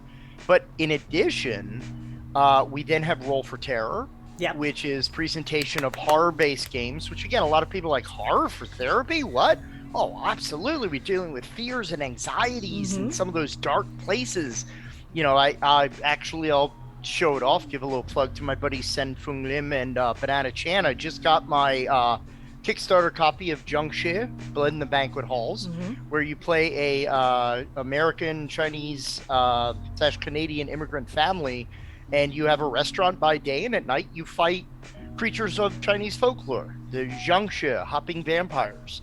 It's such a cool game with so many, because you're dealing with like, racial tension and pressures of, not only running a business, but running a family and dealing with hate and racism, but also this element of horror and the supernatural. It's kind of combo their board game elements to it as an RPG. So we're hopefully maybe going to get, maybe we can get Banana or Sen Fung on to, get them on to help out to run some sessions or at least talk about the game.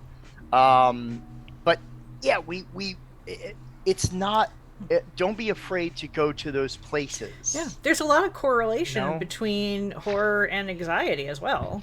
Oh, absolutely. I mean, there are some games that don't necessarily get it right. Like when we talk about Call of Cthulhu and their sanity systems, yeah, they could use some work. It's not, oh, I saw, a dead body, now I'm a kleptomaniac. That's not exactly how mental health works. That random chart. So that is another one. Then we have some new shows that we're going to be introducing. Do you want to talk about those? So Table Boundaries is the first new show that that's coming out this month. And Table Boundaries is going to be kind of like a roundtable discussion about creating safe spaces at the table and what that looks like. And then also we're going to have guests on. It's going to be from different people's perspectives. We're going to talk about, the do's and the don'ts, the things that you may not think about, some tips for DMs. Like, we're going to go through everything. Well, there's different aspects to when you talk about table boundaries. I mean, we say at Bodhana, we always tell our therapist partners and the people that, because I'll go into like the trainings that we offer and all those things for folks who may not know what Bodhana does fully. But the aspect of safety tools, if you're a therapist running Therapeutic RPG and not using safety tools, stop running Therapeutic RPG, period. I will not be shy about that. But I also advocate strongly for this in home games to use some type of safety tool, because it's not about people policing your content. It's not about, but I had all these ideas. Yeah, if you played an RPG and you've never planned an encounter that your players completely shit-canned, you have never run an RPG. That happens. Got this beautiful forest encounter. We want to go to the desert. Crap. Well, I guess we're switching khaki for green. I guess that's what's happening now. But there's also, how do we talk about, not only, because I think Table Boundaries is not only about safe space and consent, which a lot of people really, really confuse what consent is in general, which we want to hope to clear up. Yeah. But it's also about representation. Yes. How do we represent, for example, Zhangshi, a lot of what they talked about is people ask questions like, well, how do I role play Chinese? You don't. You role play a character, because most of the representation that we've been exposed to is not sensitive. It is not in any way culturally appropriate. I mean, I grew up in the 80s. Nothing was appropriate in the 80s. I'm still rationalizing like Long Duck Dong from 16 Candles and Takashi Toshiro from Revenge of the Nerds. I mean, so many different examples of all these stereotypes that we were inundated with. And that goes all the way back to Charlie Chan and, all these other things. But So we talk about representation that extends to gender representation. You know, people playing alternate genders at the table. How you role play a woman if you're a man, to me, tells me a lot of how you think about women and how you feel about women. And even people who are maybe bisexual, the whole, what's the whole thing of everybody who's homosexual or bisexual is naturally promiscuous. That's not true. That's not at all accurate. I hear that because I am bisexual, and I hear a lot of like, well, you want to sleep with everybody, or you'll sleep with everybody, and I'm like, yeah. I won't. I may want to, but I'm not going to. Right. It's kind of how that works. Yeah, so Table Boundaries I'm excited about because I love one of my favorite people in the industry, Thoughty Games, Bo Yeager Sheldon. They developed Script Change, which is by far, that is the in-house safety tool that Bodhana uses for all of its groups.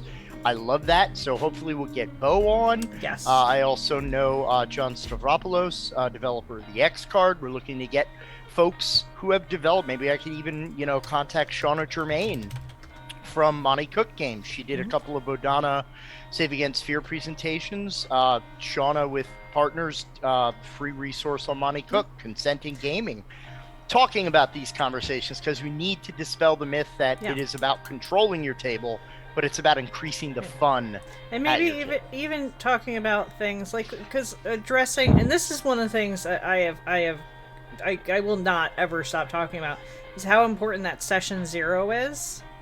How important it is to have that uncomfortable conversation. And it doesn't have to necessarily be uncomfortable. Jack can sit down with me and be like, all right, so what is, or how Sam put it, what is the red card? What is completely off the table? Right. So for me, it's children being abused in any way, shape, or form. Yep. I can't do it. In fact, I will turn into a different person and I will kill everybody in the town. Except for the child. So that and you know what's funny? He doesn't need to know why.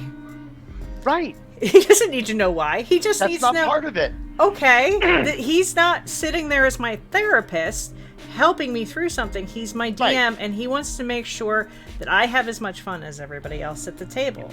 So okay, Crymson, what can we absolutely not do? But for me, my hard stops are like sexual assault and abuse to children and animals, which are things that I very rarely find in a game. But then I know people who are like, yeah, we can't do, like, I read a story, it was like, yeah, as long as there's no mention of like applesauce or soup or something, those are my triggers. And this guy got a lot of slack. He's like, oh, you're just making shit up, right? Turns out, and he explains it, he was like, I'm not making shit up. I was in the hospital for something. He could only eat clear liquids for a month or two. Yeah. So he had like apple juice soup or applesauce soup and something else and like Jello 3 times a day for like a month or two. Like, my dad loved that Salisbury steak. I gag at the smell of it. It's just, oh my god. Yeah, like, the Swanson.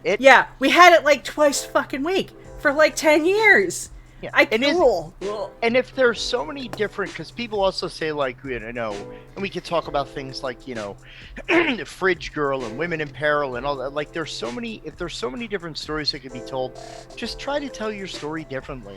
Yeah. You don't always have to go to the same well, and you don't have to always take it up to 11 to be creepy. Like Session 9 is one of my favorite horror movies ever. There's not a single jump scare in the movie. It's about these workers. They're cleaning out a mental hospital of all the asbestos, and while they're going through it, they're like finding tapes and records of all these sessions, and it's atmospheric horror. It's what you don't show that is truthfully scary. Yeah, it's awesome. Pontypool. Pontypool is one of my favorites for that, because Pontypool is about, like, there is some, like, visual, but it's about imagined horror. And oh my Far more God. terrifying. Yes, right? Far more terrifying. So, yeah, I mean, table boundaries, because we got some other cool shows to talk Oh about my as God, well. so many. Roll for guidance. Talk about roll for Oh guidance. my God, That so- I'm excited about as well. So, no, we cast guidance. We cast We guidance. cast guidance. Roll for terror. We cast guidance. Yes. I'll be quiet now and let the producer talk. So, We Cast Guidance is going to be a 2-part show that I am so excited about. So, we are going to take you on the tiniest journey of RPG therapeutics. Okay, just a tiny journey, because when you're doing therapeutic stuff, it like you sessions and games, and you know, I was there for 3 months, so we can't do that in a one shot. So what we're gonna do is we're tiny things.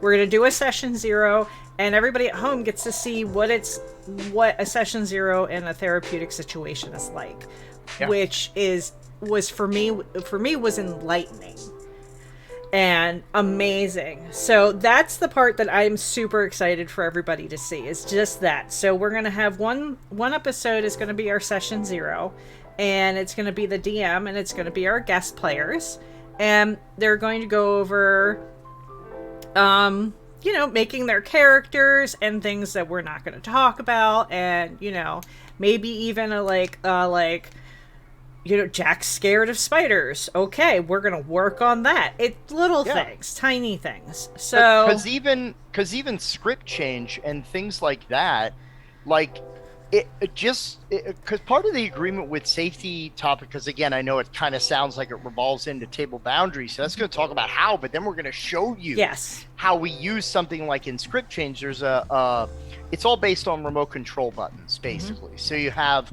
pause, fast forward, rewind, but there's a very intricate tool within it called frame by frame. So if you're doing horror, or let's say that we're delivering or talking about some of these concepts that might make a person nervous, which might also be part of the reason they're in group, we're going to maybe use frame by frame as a technique, because now we're going to go frame by frame, little by little, checking in. Are you okay? You okay? And again, the therapeutic RPG isn't about, well, because you can attest to this, it's not every session, well, today we're going to be exploring your blah blah blah and your blah blah blah. Like, it's not interrupting every 5-10 minutes. It's not uncomfortable. 100%. It's not uncomfortable. Yeah. So yeah, I am totes excited about that. Then can I announce one of the other ones that maybe not in the next month, but in the future? Well, the second part of it is that then the next show that you see, it's going to be 2 Sundays in a row. The next show you see is the one shot that's built up by the DM of our choice. Sometimes it's going to be Jack. Sometimes it's going to be James. Sometimes it might be another DM, because there are a bunch of DMs in the Bodhanaverse that are all trained for this. So and people that we've trained, so we can maybe even bring in some of our partners and colleagues. I know somebody to also show you how different people do it. Yeah, I know somebody downstairs who took a course or something. Yeah, trained in the Bodhana model. But one of the other ones that I know I'm excited for in the future is a series we're going to be kind of reintroducing in a way. It's going to be called Table Topics, and the idea is, and again, what we don't just want you to see like the same 5 white guy faces doing this stuff all the time. So Table Topics is going to be our kind of invitational show, if you will, where we want people who are out there in the field of using RPG as therapy, and some of these people work with folks with gender identity or sexual identity or alcohol and drug abuse. You know, we want these folks to come on, and we're going to present topics kind of like presentations like you might see in a panel discussion or whatnot. But we are going to, as a part of this, we want to invite people that maybe don't have their own Twitch channel or their own platform. We want to elevate others. We want to give, provide an opportunity for others to talk about their passion in this field that maybe will speak to what you're doing as a professional, or it might speak to you personally. So it could even be how you utilize RPG for self-growth and self-discovery, because that's a topic a lot of people are like, well, it's therapeutic TM. I could do this stuff at home. your friends aren't your therapists, so be careful of what you're expecting And here. don't ever treat your friends like your therapist, please. No, don't. It's not. It's even if your terrible. friends are therapists. Yeah, they're not you know, your therapist. Jack is boundaries. a therapist, but Jack is my friend. He is not my therapist. But he understands when I'm having a bad day. So, bonus. So, It's the elusive Jen. that'll work. Yep. We're doing dinner plans here at 5:25 in the afternoon. So yeah, table topics. We're going to be inviting a lot of our colleagues and professionals, talking about a wide array of topics. And what we're going to start with is we're going to kind of reintroduce some of our friends and partners who presented at Save Against Sphere this past year. Lovingly, again, supported by Onyx Path. So you'll see that logo And Legendary Pants. Rich, yes, Legendary, loving Matt Stanford and Legendary Pants.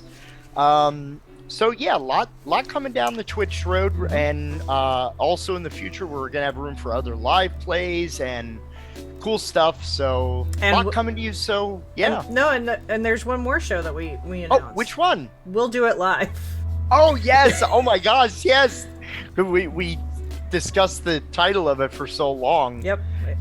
So these are going to be one shots where we're going to invite people who have created games, who have created TTRPGs, to come on and do a one-shot for us and show us what their system's about. So that's going to be an interesting, just interesting. It's going to be interesting. I'm so excited because there are some, because Cast Gamers did Our Haunt. I think they had the person on for Our Haunt. And oh my god, I want to play that. Even Chew with Pete Petruccia from Imagining Games was there. They were running a session of Chew based on the webcomic. Oh, nice. They did that for Cast as well. Yeah, unfortunately I missed backing that one. Pete's a great designer. Did Dream Chaser, so and we even have room for all manner of games because we're about celebrating, advocating, and getting, we want to provide not only an opportunity for us to talk about what we do, but we also realize that, thanks Uncle Ben, with great power also comes great responsibility. We have an audience with people that believe in what we do. We want to use that responsibly and hear from other people who are doing this. We want to lift up voices that you're not normally going to hear, because I don't know if you would be shocked by this, but I was shocked to learn that in all like medical and science and therapeutic, there are thousands of research papers a day. Okay, thousands. There's new information coming in all the time. We're constantly learning. We're constantly adapting. So it's great for us to take the time to find these people and like, hey, and in the amount of TTRPGs out there is just staggering. And here's where I sometimes get myself in trouble, but you may, like, one of the things I talk about somewhat openly is Dungeons & Dragons is not the only role-playing system that is available to people. And actually, there are a lot of other games, whether they are independent titles, whether they're one-page RPGs, whether they are, some of the not-so-traditional path. There are a lot of systems out there. Some systems do things better for certain therapeutic goals. So we're going to talk about a lot of those. For example, and I'll talk about this as another Bodhana project once we finish our Twitch, but we are developing our own role-playing game system. We've been working on it. Branch Riders, 8 paths, 1 mission. It is a wonderful system that I'll talk about in a little. Oh, we'll get you in. Oh, we'll definitely. Better. I can't talk about it if I don't play it. Oh, absolutely. Then we have our good buddies Tim and Brian from GATE, which is Gaming Approaches Towards Education. They're based in Jersey. They are developing with 9th Level Games a system called Venture Village, which is all about, little animal creatures. They're developing their own towns. A system designed for younger children. Therapeutic in design. So we want to get you to know all these resources that are out there and to think about gaming differently and how gaming is helpful and how it's beneficial, and have some fun along the way, because this is not it's not stoic, unemotional. We want to have fun and high five moments during the game. Yeah. So So- lot coming on Twitch. Yeah. So it's and we So hope. follow and hit that subscribe button to help out. Isn't that the thing I gotta learn? Smash that follow and likes and subscribe and all that stuff. We'll get you in on the lingo, I promise. But yeah, so crap. I lost my train of thought. Oh, we don't want we are making sure we have a hefty amount of we have mental health stuff coming up, but not everything we do. Like Roll for Terror is not about mental health. It's about scaring the shit out of a bunch of gamers. It's about celebrating horror gaming because it's an awesome type of gaming that again, everybody assumes gaming is all D&D fantasy. Yeah. But And that's there's so many other things. That's another thing I'm excited about because I have not played. I don't know if everybody in this house combined has played as many TTRPGs as you have. But it's nice to. It's going to be amazing to learn about different RPGs. And give people who are exploring Critical Role and are really into D&D, but wait, there's more. There's a lot more. There's so much more out there that we can show you, and that's something to be just unbelievably excited about. And then we have more shows coming in the works. So much more shows. And there's also ideas that, let's say you're out there and you have an idea for a show and you have the ability to broadcast and cast. There's nothing saying that we can't eventually get a Bodhana network out of all of this. That'll take it'll take a while. Time. Yeah, but yeah, please follow us if you haven't already. And obviously, thank you if you are a subscriber. And we're gonna be building more and more thank yous into our platform, as well as we're talking about the possibility of Patreon for maybe you got a game you want us to review. Maybe we can do that as part of Patreon, or we'll run people one shot. I don't know. There's so many options and opportunities. We also are launching our Discord this year. Yes. So you can come join our Discord server. It's for everybody, literally. If you are a professional, amazing. We have, space for you. If you are if you're just another content creator, we'd love to have you. You can interact with... I did want to clarify. This is not Ozzy the cat. This is... we rarely see this one. This is Xena. Xena Warrior Princess, or the Xena Furrier Princess. She's another one of our babies. She doesn't come out very often. She must be like, are we gonna eat soon? Hi, baby. She doesn't like to be held, so but she's like a red panda. She has like a red coat to her tiger stripe, so she's our little red panda, aren't you, baby? I love red pandas. They're my favorites. Yeah. She is adorable.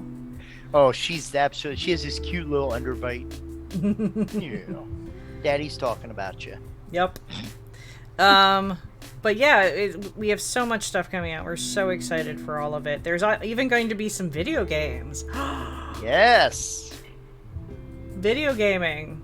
Not often at first, but we're trying to slowly build everything up. So yeah, we want something for everybody that's going to appeal to multiple different peoples. So a lot of different. Video games typically are not something we don't use video games in our practice or in what we do. We're not opposed to video games. I've been doing so much Back for Blood. We actually got an achievement last night. We did the diner. And the jukebox did not get broken or interrupted. Straight song from beginning to end. The trick is get as much barbed wire as you can around the jukebox. That's the secret. So, what's next? Oh, so services. Yeah. I guess is probably a good way for folks that don't know. So, Bodhana does a lot. We have We provide direct services through the use of gaming, whether board or RPG, to companies, agencies, and peoples. So you can go to our website, find out more about our groups. We typically run, for our private pay groups, it's $40 for a 2-hour session. We're not trying to break the bank here. And that is a 2-hour session with 2 facilitators. We do our groups up to 6 people. They're currently online. We also run groups for agencies. We adjust the rate to the agency, but we can, if you would like RPG in your agency, but you don't have facilitators yourself, Bodhana can run groups for you. And again, we're doing some of these hopefully in person soon, but we're also doing most of our groups online. So you can email us for information that way. And we also have a very robust training program. It's the Bodhana Model Trainings.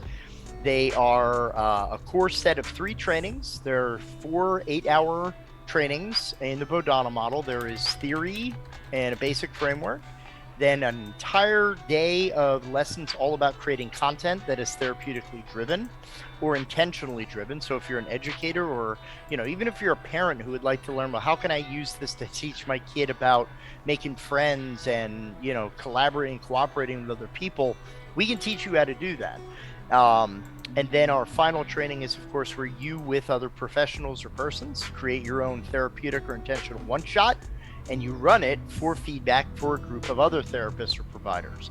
So a great training series, and we've just introduced our systemics series. So we will actually, if you are looking for other games to run for your therapy practice, we will teach you Pugmire, which is a great Onyx Path publishing system designed by a good friend of ours, Eddie Webb.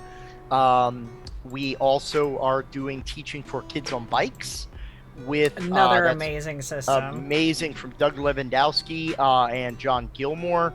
And then there are a ton of kids on bike series. There's Teens in Space, there's Kids on Brooms, and they're designing Kids in Capes, which is a superhero version. So we also have plans to for trainings for how to augment D&D and how to play it, in case you don't know. No Thank You Evil, tons of different trainings. Oh, that's the kid one. Yes, that's one of my absolute faves. Actually, the first system that we actually ran Therapeutic RPG using was No Thank You Evil by Monty Cook Games, and Shauna Germain is the designer. I've talked to Shauna multiple times. It's one of my faves designers. That's amazing. So yeah, we do trainings, we do direct services, we also do consultation. So if you are a professional that would like to use group, we can help you develop and design your own program. We've just added another training of how to do board games for therapeutic and intentional. It's a 2-day training where we come out to your agency and we teach you how to learn board games, how to teach them, how to augment them. And we've even designed the training to come with a starter set.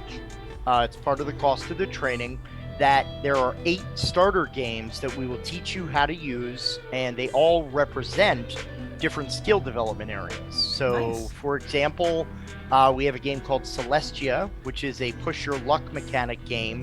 You're all on a little balloon ride together, and you roll the dice, and you have to basically bet on whether the player who rolled the dice has the cards to pay for the resources. So you can ride the balloon to get more and more points, or you can jump out, take your points, but you run the risk of losing out. So it's a great risk and reward initiative game. And then, like I said, there's 8 games that come with the set, and they each do things like resilience, social skills, empathy, perspective taking. It's a great training that we offer. I know. It's brand spanking new. I know a social worker who actually created a game. Ooh, send it our way. We'll review it. I promise. Careful what you wish for, right, Jack? So I have a question, Jack. So say, like, I am really interested in joining, like, a group therapy thing. Is that possible? Yes. We basically, what we do is we typically wait until we have at least 3 people, because a group of 2 isn't as effective. And then what we do is, when people kind of express interest, we find at least 3 that can commit to a group, and then we basically find out what time run that group, so it's beneficial for everyone, and then we just open and start the group. Okay. And how much does that cost? Individual private pay rate is $40 for a 2-hour session. Okay. We usually run them weekly, so you get a whole month of therapy for $160. Nice. And if there are financial difficulties, we do offer sliding scale as well.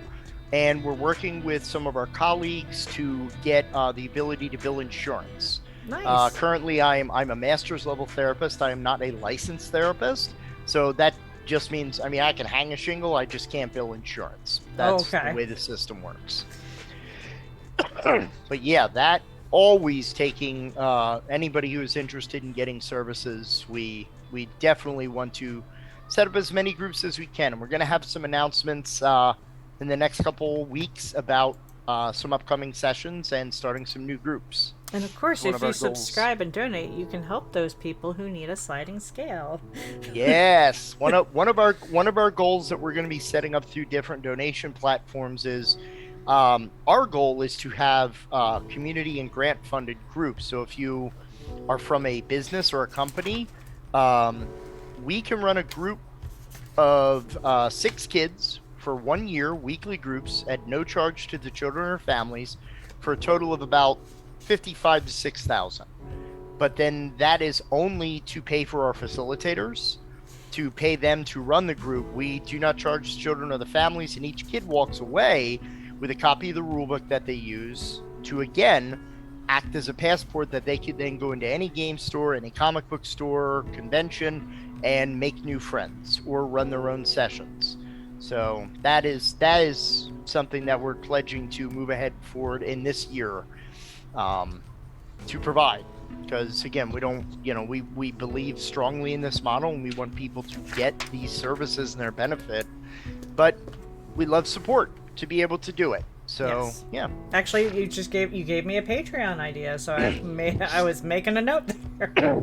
Yeah, well, and one of the cool things is, like, with one of the platforms you're using, Give Butter, and we're exploring the lengths of what this system can do. One of the things that we can send out updates to donors who specifically backed that project.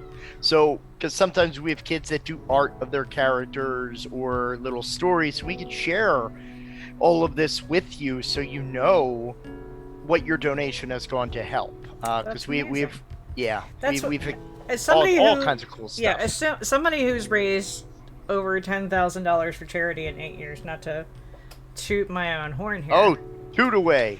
One of the things that I struggle with is what my money is doing.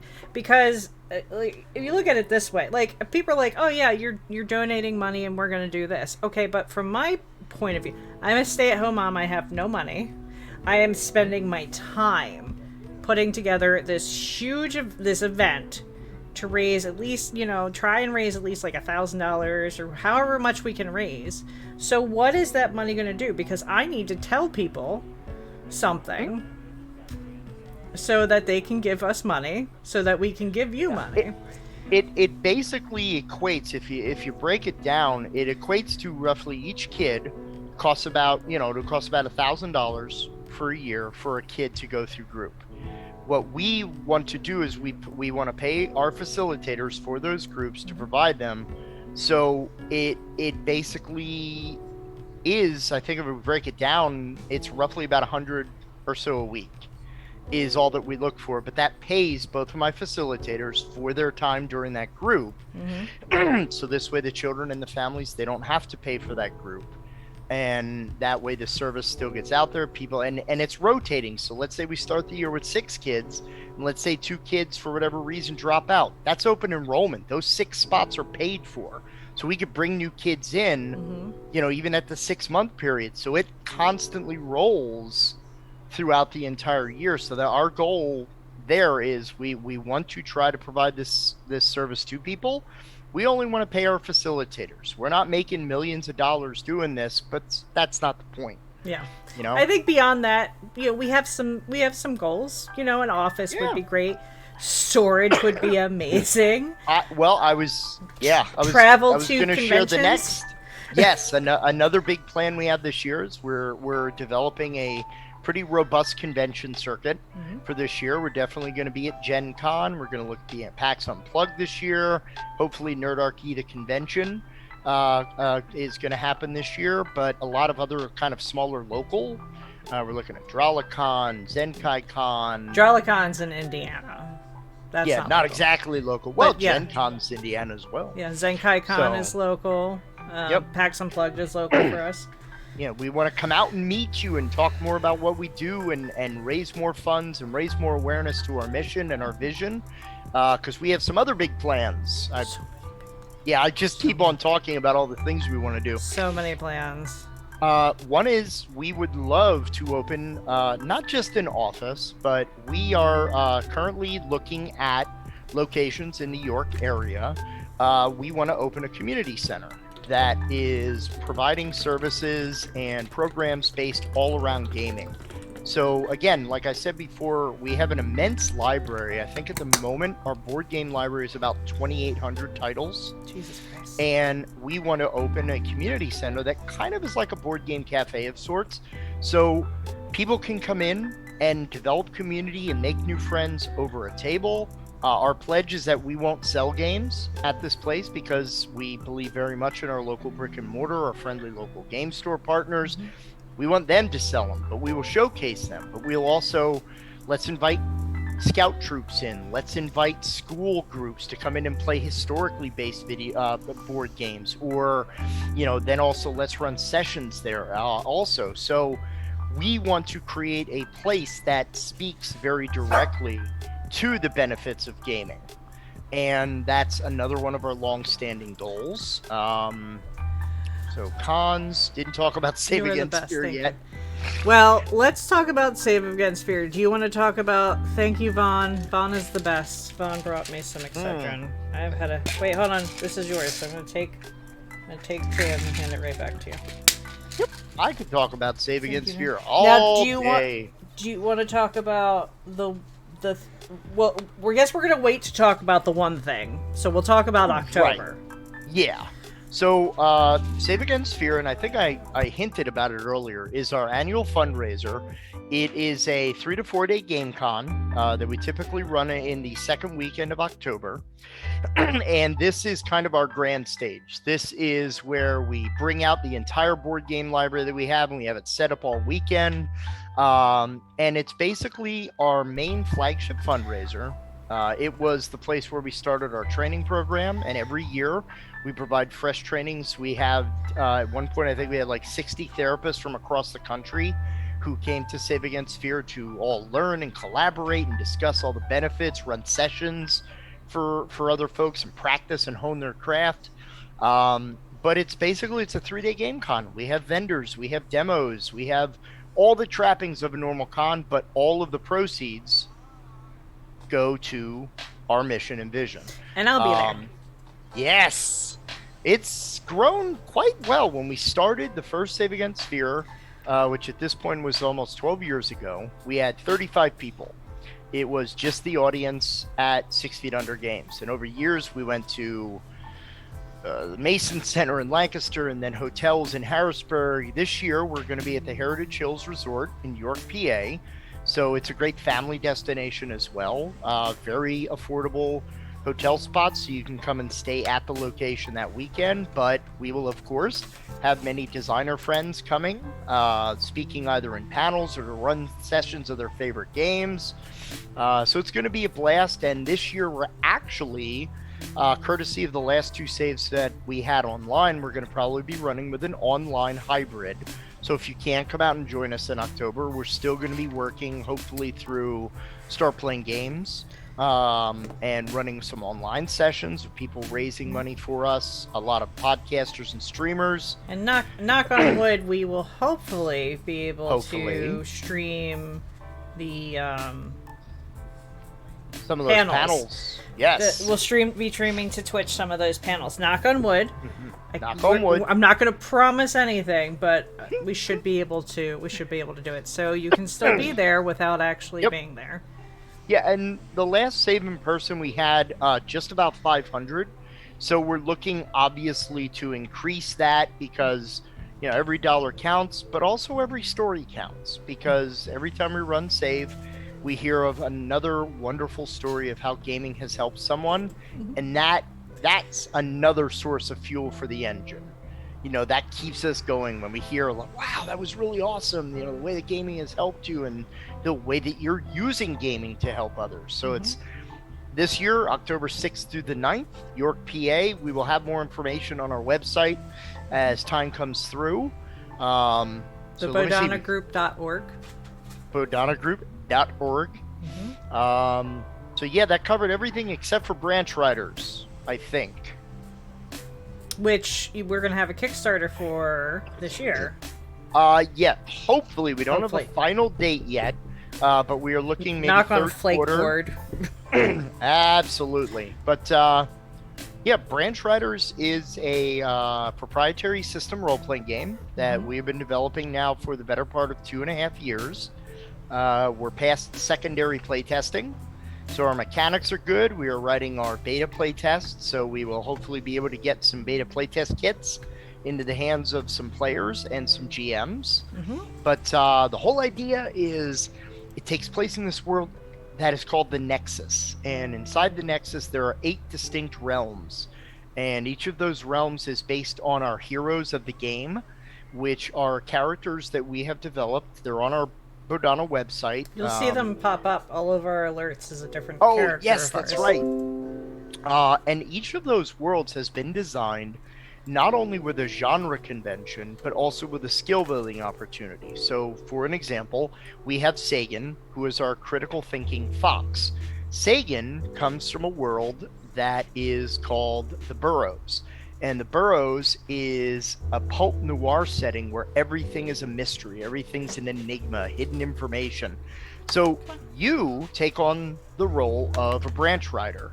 And branch riders are people who can cross between different realms, and your job is to stop what is called the Blight. And the Blight represents any type of negative emotion, or even just situation where maybe someone is too prideful, or and they create discord and chaos. So your whole job as a branch rider is to understand and combat the Blight.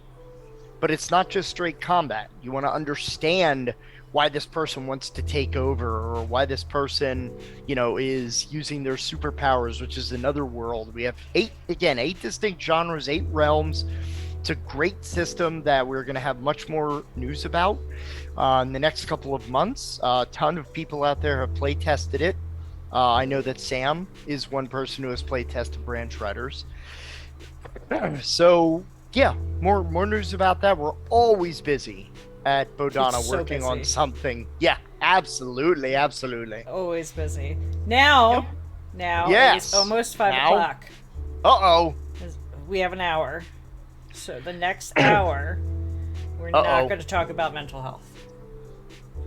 What are we going to talk about? TTRPGs. Ow! We're going to talk about gaming and board games, TTRPGs, video games, because... Oh, I could talk about a ton of that. Because at the end of the day, we everybody here 100% is about mental health and stuff like that. But the core of everyone, we're just gaming nerds who just want to make the world a better place. So, I know you have a favorite TTRPG. I do. Do you want to tell me? Sure. I will actually kind of tilt my chair to one direction here. Other way. There you go. There we go. So if you can see behind me, this is a picture of Dr. Raymond Stantz, Dr. Egon Spengler, and Dr. Peter Venkman. They are the OG Ghostbusters. And for the record, I loved the 2016 all-female cast reboot. Stop hating. I do too. I wish that... I don't understand why people hated so much. Well, okay, so there were a lot of men who thought that men were being made fun of, and they were. Oh, especially with what's his? I can't remember Chris his Hemsworth. name now. Yeah, especially, yeah. But I've never loved that man more. Oh, he's absolutely incredible. I could watch that all day. It was very good.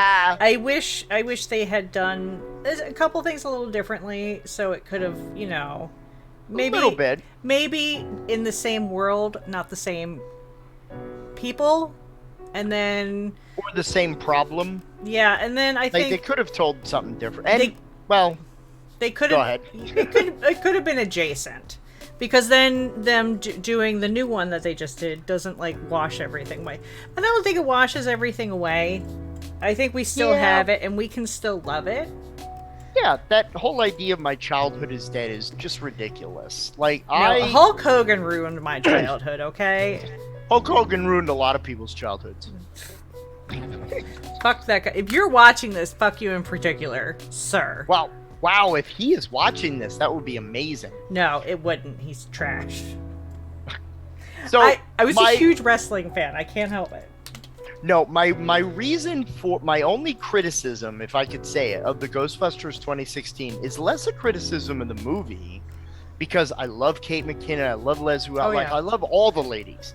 My problem kind of equates to, like, again, I'm kind of old, I'll be 50 this year.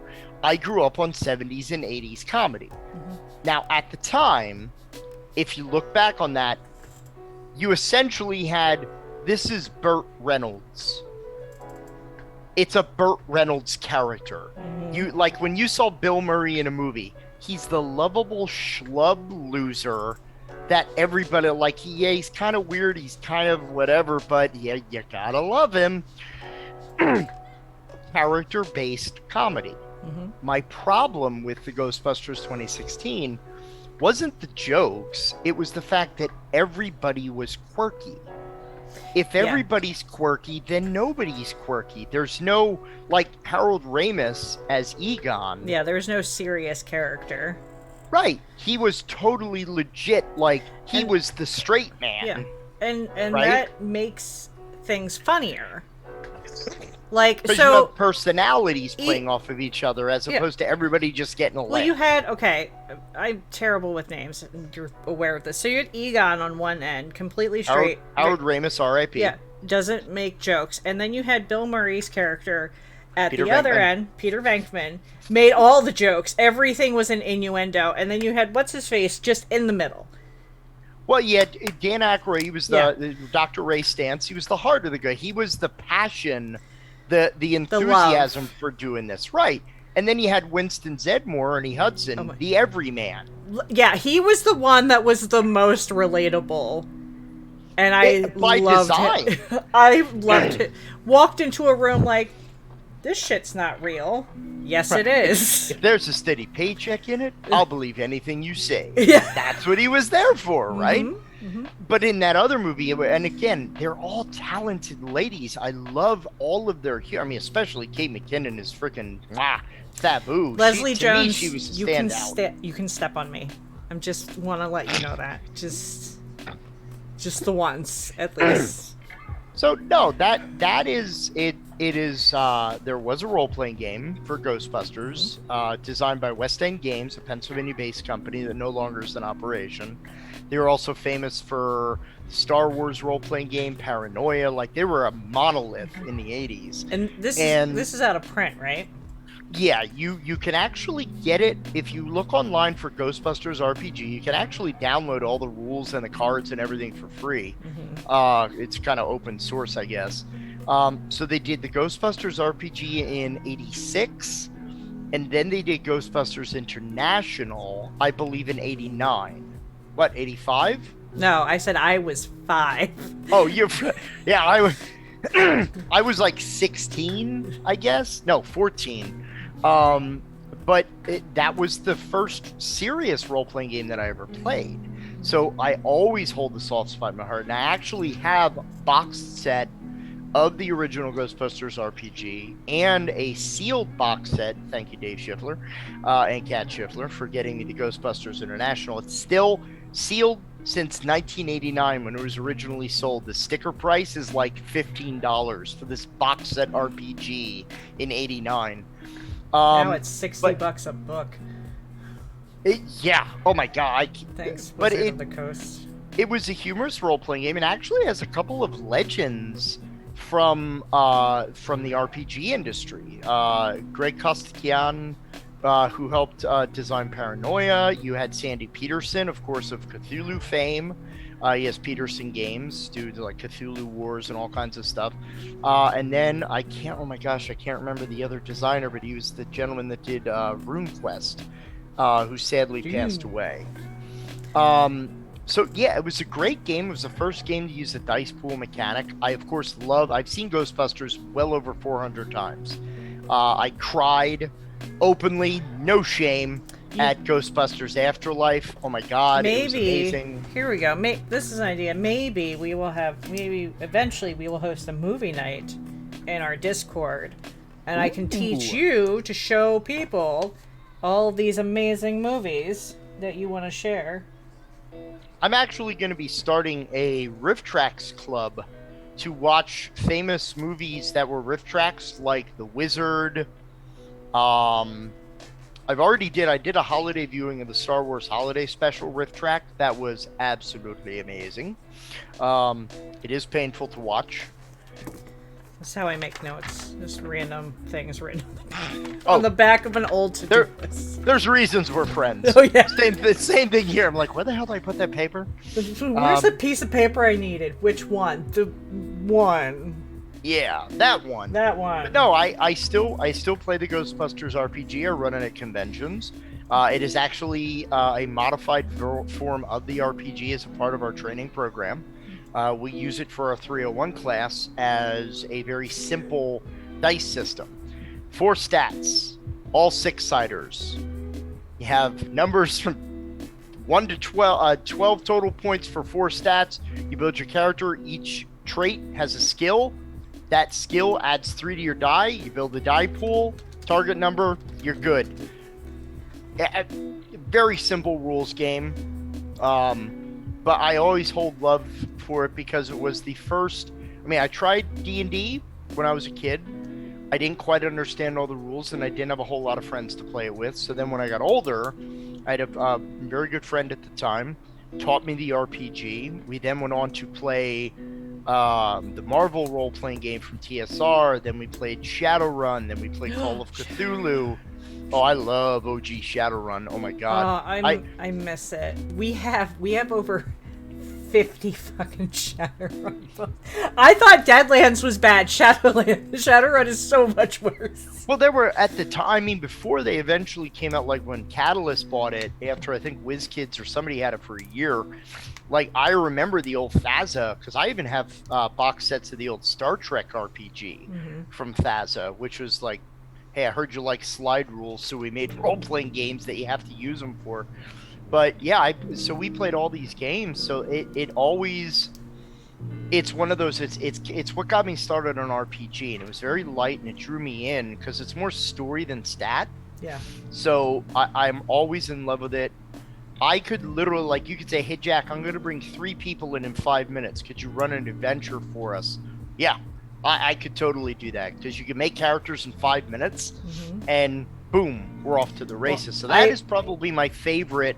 I promise. For that reason. I promise our Twitch following that one of the We'll Do It lives is definitely going to be Jack running Ghostbusters. Oh yeah, or I could run it for the Roll for Terror. You could do both. Where it could be darkly humorous. Yeah, absolutely. I am hashtag everything is content. I could run it in minutes because I mean, humor and horror are very closely aligned because it's the shock. Chris Tucker said the same thing.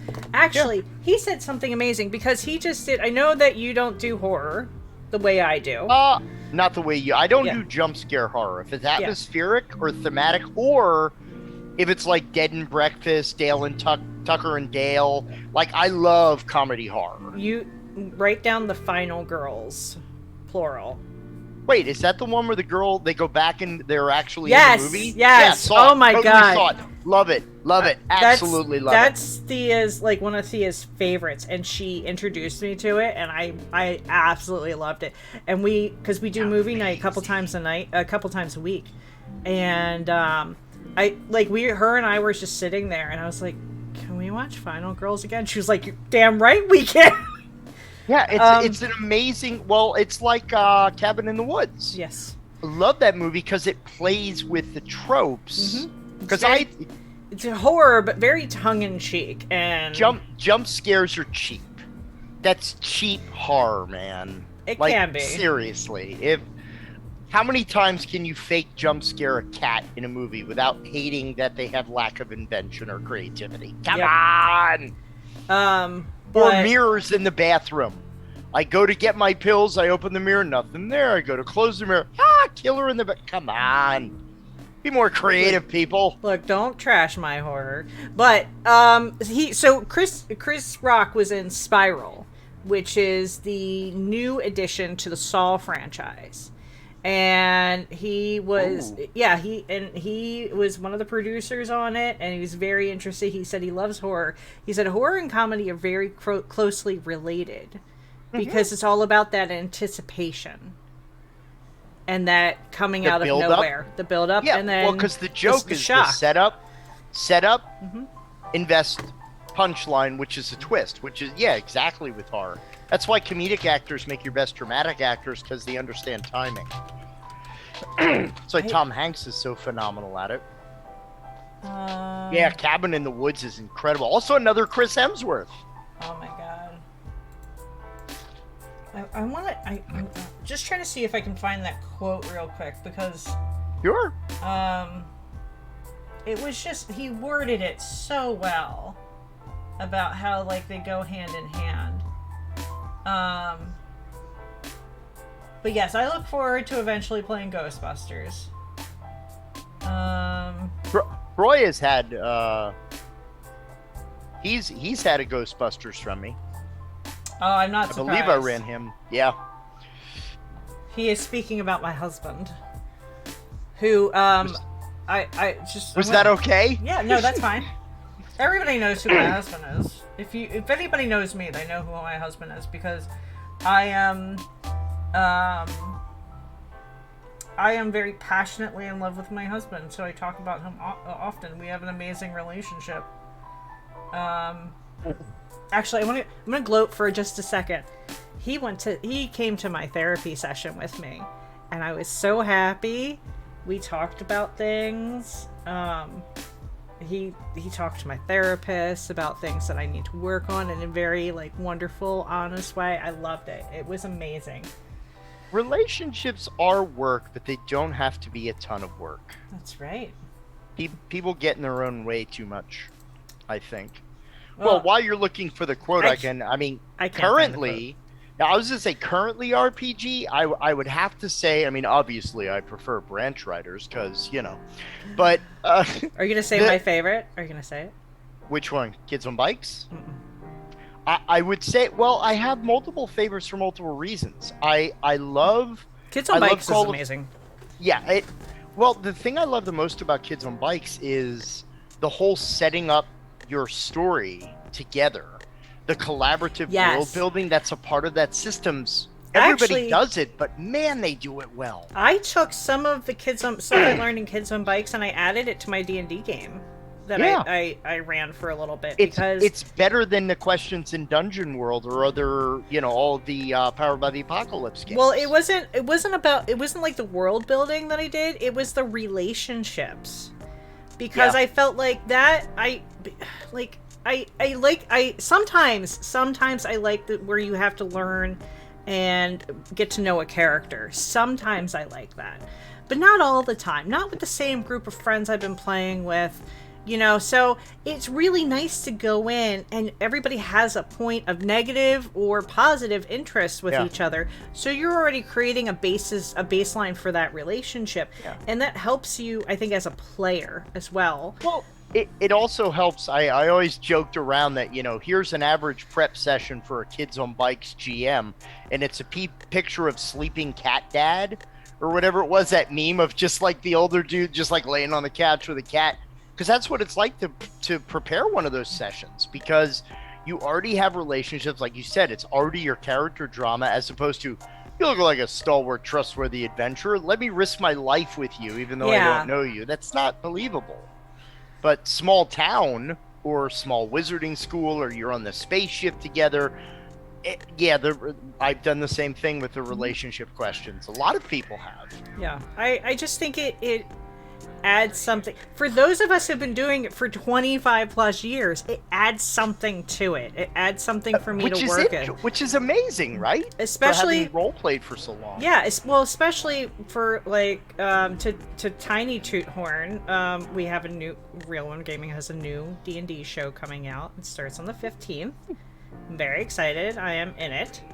But I'm playing with new people that I haven't played with before. So stuff like that really gives like that, it helps, because when you're doing a TTRPG show that's like more like not just a one shot, I need to have a character. Like I need to have a personality for this character that I'm going to present to the audience. So little stuff like that just to start helps, because then I'm walking into a situation and I already have the tiniest idea of how I'm going to interact with that character and that character. So I love that. They did so many things right and so many things well. I just love it. It goes back to the Ghostbusters movie conversation. Situations and scenes don't drive a movie or the plot of a story. Characters and the human emotion is what really drives it. Like because you've watched movies where like you're watching characters that you could give two shits about, because they're not compelling, they're not likable, they're not interesting. There's no pathos there. When you're just you're too old to watch horror movies when you're rooting for the teenagers to be killed. Totally with you.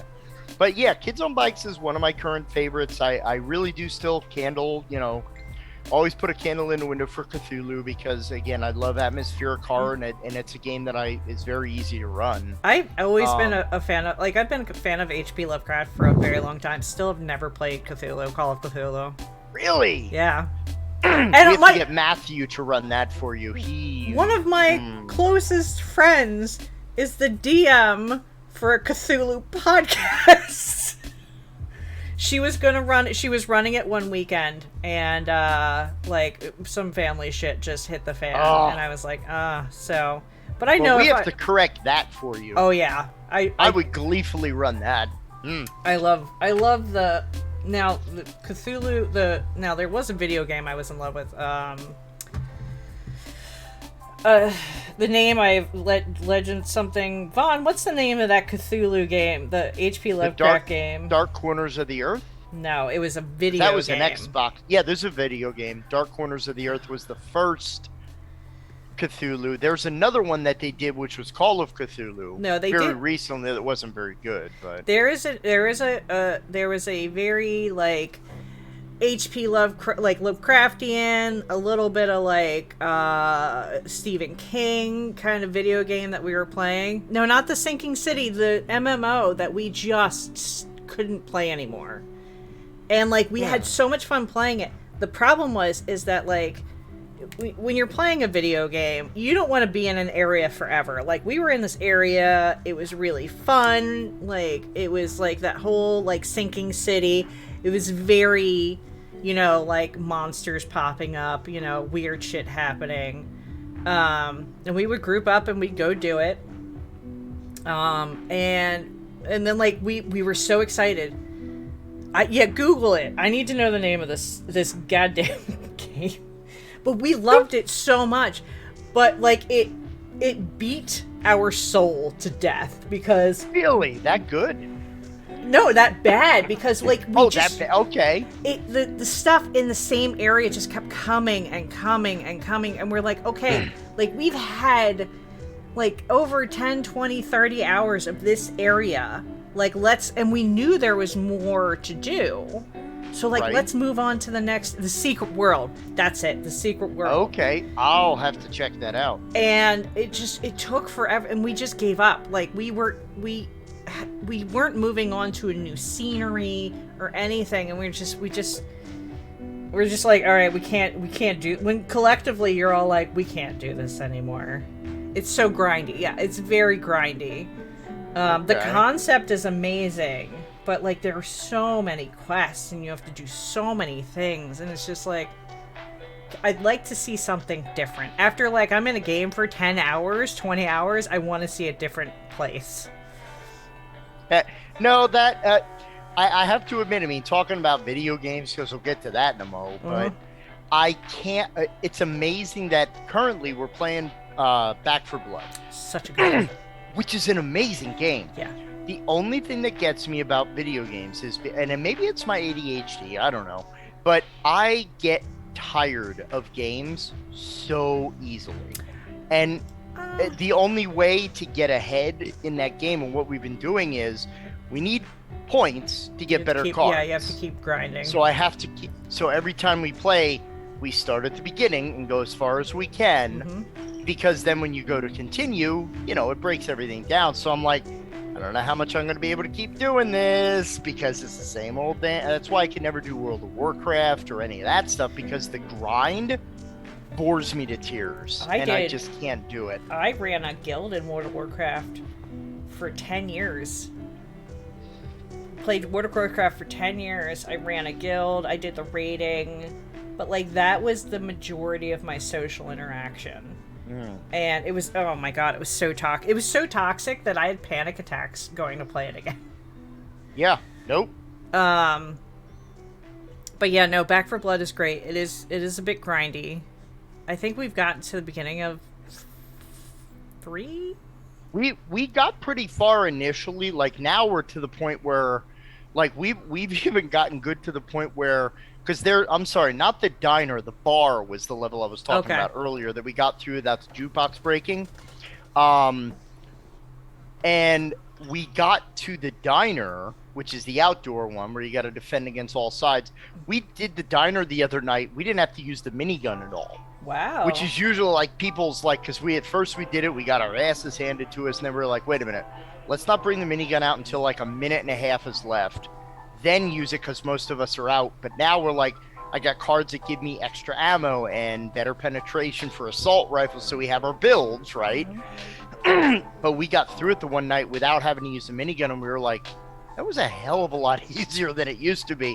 So the grind is working, and I don't want to break everybody's heart, but like I could play a game for it's still a grind though. Yeah, like Marvel Avengers. I love the format of that game, but it's the same thing over and over again, and that just Lego is exciting to me because now it's here's a new thing, but even there it's a little grindy. Yeah.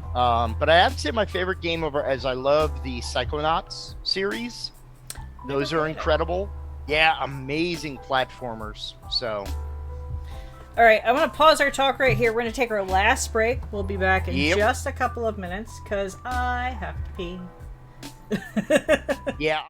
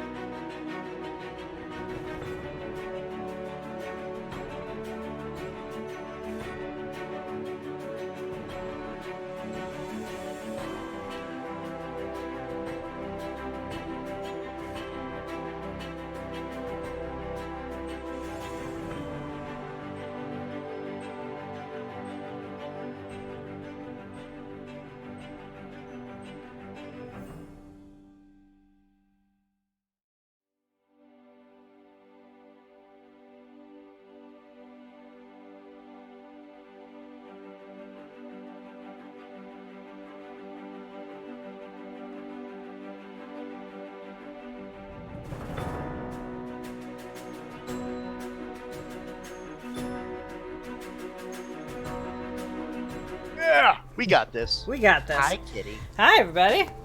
Hey. So Ugh. you were talking about your current favorites. You had mentioned Call of Cthulhu and Kids on Bike series. Yeah. Now, but I'm always fascinated about, like, I actually probably get more games than I'll ever be able to run. Go figure. Like, no one knows what that problem's like, right? yeah. There's one, Nahual. It's designed around Mexican folklore of shapeshifters by Miguel Espinoza. It's powered by the Apocalypse. So there's constantly, I mean, even Zhangshe, it's a role-playing game. So I love games that do something new and do something unique. But there are also just as many, I mean, Kids on Bikes and the Kids on series. Kids in Capes is just a superhero skin of everything else, but they're still going to do something different with it. So yeah, those are some of my current faves. I'll always love Pugmire. I've never played Pugmire. Oh, it's so much more than D&D dogs. I mean, it's not just that. It's actually a post-apocalyptic setting because it takes place in our world. Ooh. But in the future. So like you can explore like the ruins of an Orange Julius, or just imagine these dogs who have intellect and culture and they happen upon like, a PetSmart. What is that going to look like for them? Offensive. Absolutely. Like, what are these leashes? What? Like, how all the pictures of the dogs? Yes. So, yeah. Those are some of my current faves. My all-time favorite, and so far has not been topped, but, we'll see, is Deadlands. My all-time favorite. The old Pinnacle? Yes. I love Deadlands. I have a copy of that. I hate Westerns. I absolutely hate Westerns, but I love Deadlands. And it's because it's not quite a Western. It's a Western, but, a supernatural Western. Weird Wild West. Yes. And it also, they use playing cards and poker chips. And the bennies, yep. Which is just such an interesting addition. So it's like taking something real world that would have been there and adding it to your game. I just love it. I have no idea, but I don't need to. I just love it. And then there's always Shadowrun. I haven't played Shadowrun in over a decade. I loved Shadowrun because at the time, now even though we know in retrospect that they totally got internet technology like so wrong, because it was like you're gonna have to plug into the Matrix or whatever. Yeah, okay, whatever. But if you look at some of the other stuff, like the political stuff and the segmenting of the country and whatever, and even it's kind of scarily prophetic in some ways. I mean, wasn't this year in the game 2020 was the year of Vitus in Shadowrun? I don't remember. Yeah, the Vitus plague, which was COVID. It was very, very weird. Even though Vitus was totally a different thing in the game, but still, it was just very odd. But I love that because it was a mix of sci-fi with magic and fantasy trophy. It was, when it came out, just that cover of the Shadowrunners in the alleyway hacking into the machine while there's like corporate gang stuff going on in the background. That cover just sucked me in. Yeah. I always played a Night Elf Street Samurai. Nice. Going Chrome. Yep. I always played an adept or a shaman. Nice. Because at the time I was following shamanism as because I have Native American roots. So that was my spiritual path before I found Buddhism. Or it found me, as you said earlier. We're taking it back to the beginning. To before the show started. Oh, that was. People were like, what the hell are they talking about? I played Legend of the Five Rings, which is a very interesting system. L5R, yeah. And I played Rifts once. I played Palladium Rifts or Redo? I don't know. This was when I was like a teenager, early 20s, so probably old school. Yeah.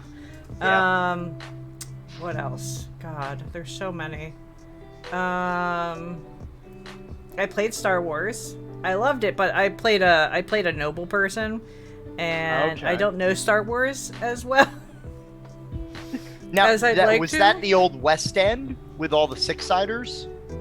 No, I think this was. We have the book around here somewhere. I've moved. Might Might be sagas, depending on. Because I got about 10 years on you, so it might have been sagas, the one that was more of a D20 system. Look at it. You want to watch my TV? Yeah, because they had the West End Star Wars, which was D6. Then they had Sagas, which was a D20. Then most recently, most people know the Fantasy Flight, which uses the proprietary dice. It's just absolutely just awesome stuff. Absolutely awesome stuff. But I mean, there's so much history and everything like that for Star Wars. I mean, how could you not get... I played Rhodian Bounty Hunters. That's what I play in the Star Wars universe. One who had a Bacta tank incident, which turned his skin blue, so he was the blue skin Rhodian. That was his claim to fame. What? I'm not.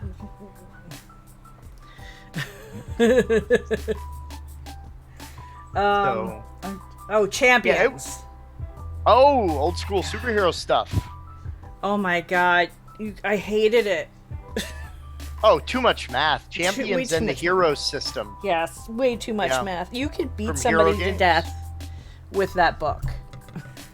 It's like Dungeon Crawl Classics, which again is a great OSR from Goodman Games. Dungeon Crawl Classics. So many random charts in the back. It's an amazing book. But again, you drop it on you kill a household pet with this thing. Yeah. Unfortunately, it's like 700 pages. When it's bigger than the Bible, you need to... Too much, too many rules, Too too many. many things. This isn't an epic story. These are the rules to tell an epic story. This is just... Exactly. But Exactly. mainly like Shadowrun, Deadlands, a lot of Dungeons and Dragons. I've played from 2nd all the way on. I played every single one of them. I've never played Pathfinder. I never will. Why not? It's too much. It's too much. People who are... Is it the achievement thing?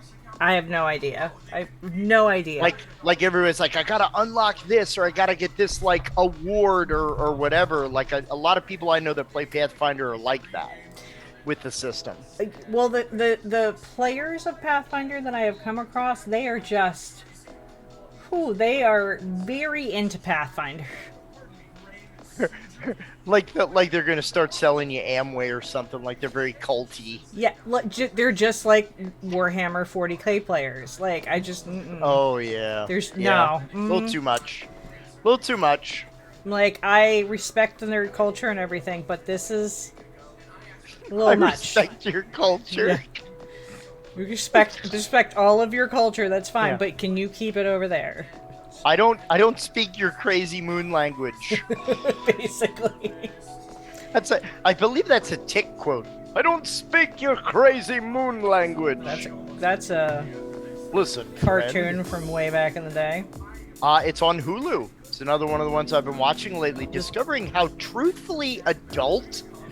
There's this one scene where they bring the Prince of Atlantis boy on a quest for the Tick, and they're talking to Deflator Mouse, and he's talking to the little thing, and he's like, you told my mother the Tick would be here? And Deflator Mouse like leans over to him and goes, I told your mother a lot of things. And I'm like, oh my god, this is on Fox Kids? Like, what in the world?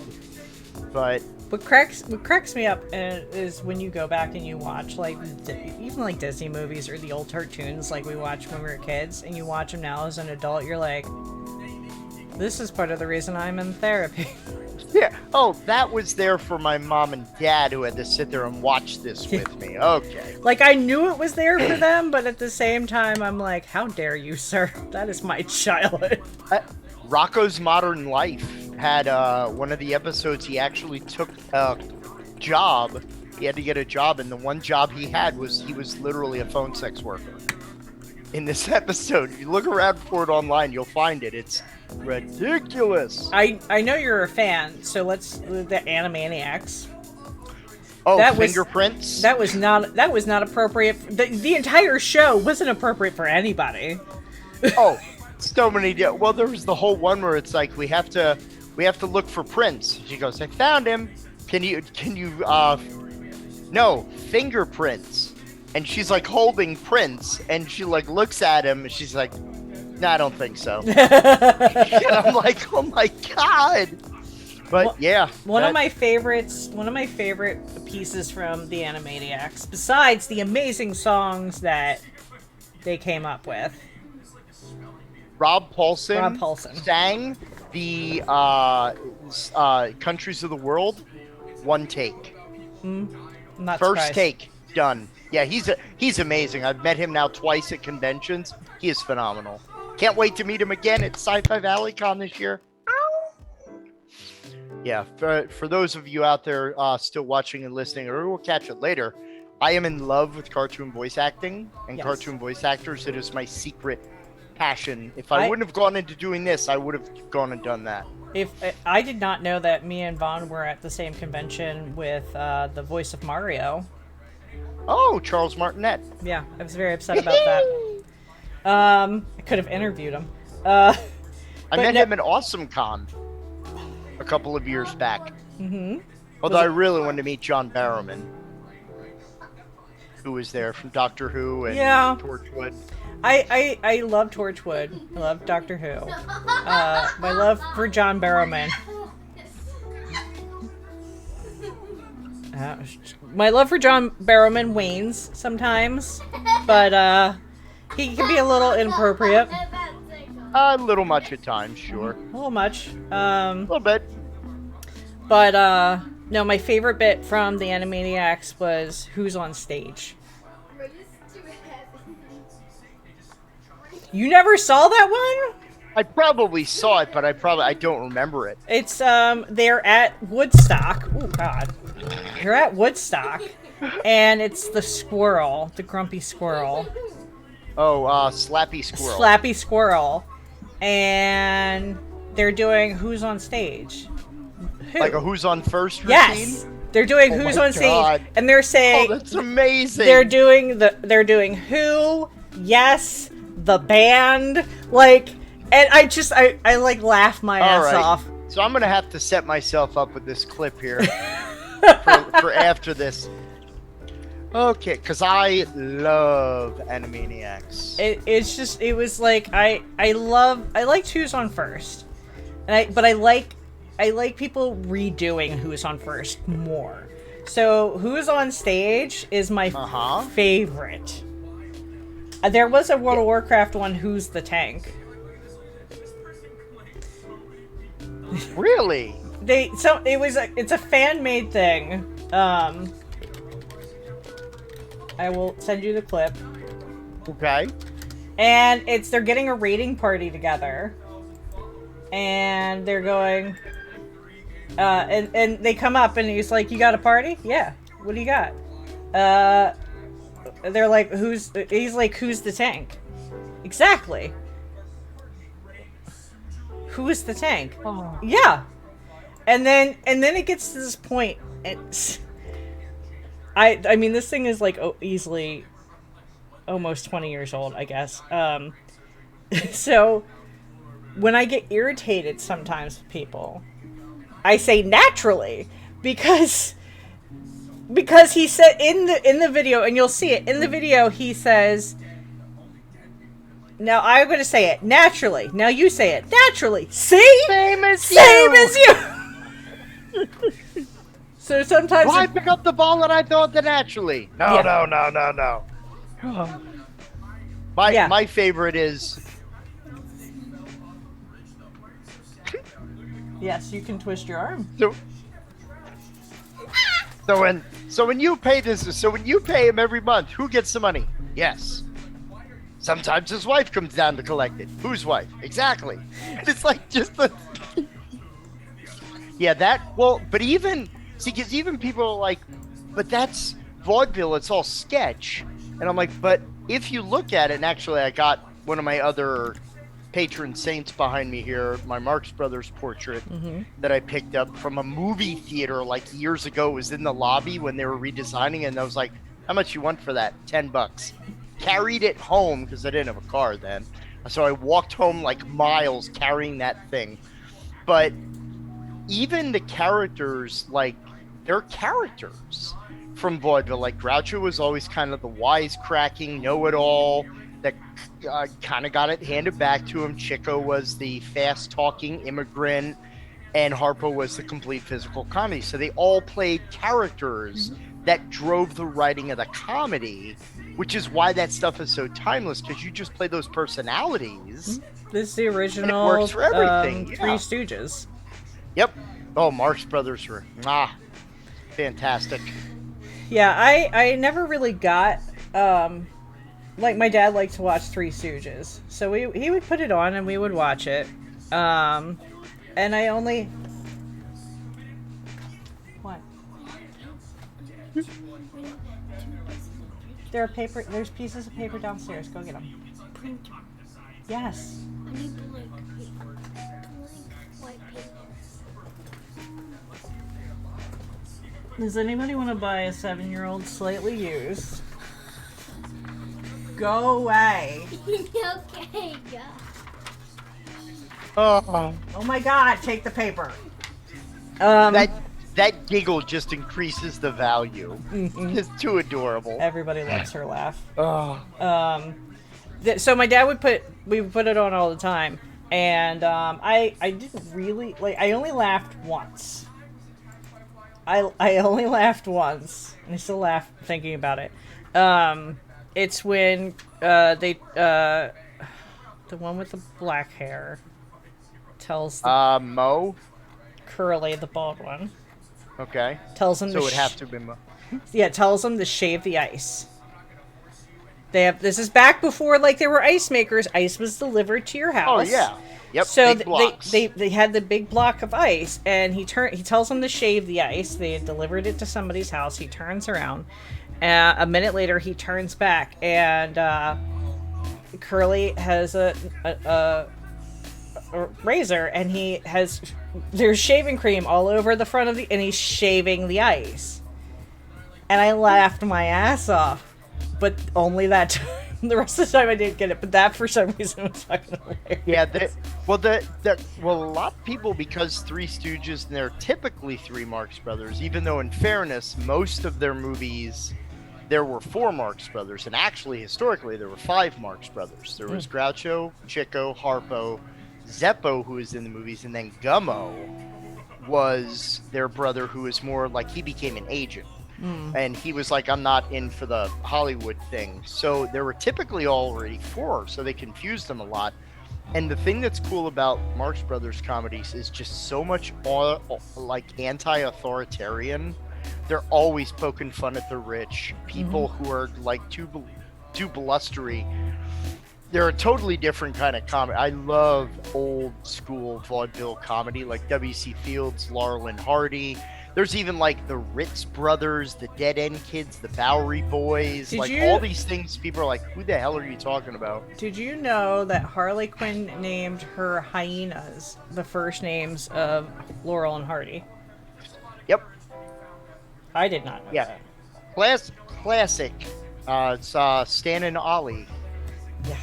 Yeah, Stan Laurel and Oliver Hardy. Yes. Who did not get along with each other. They hated each other. There are so many famous people that, like ABBA. ABBA is the biggest of not getting along.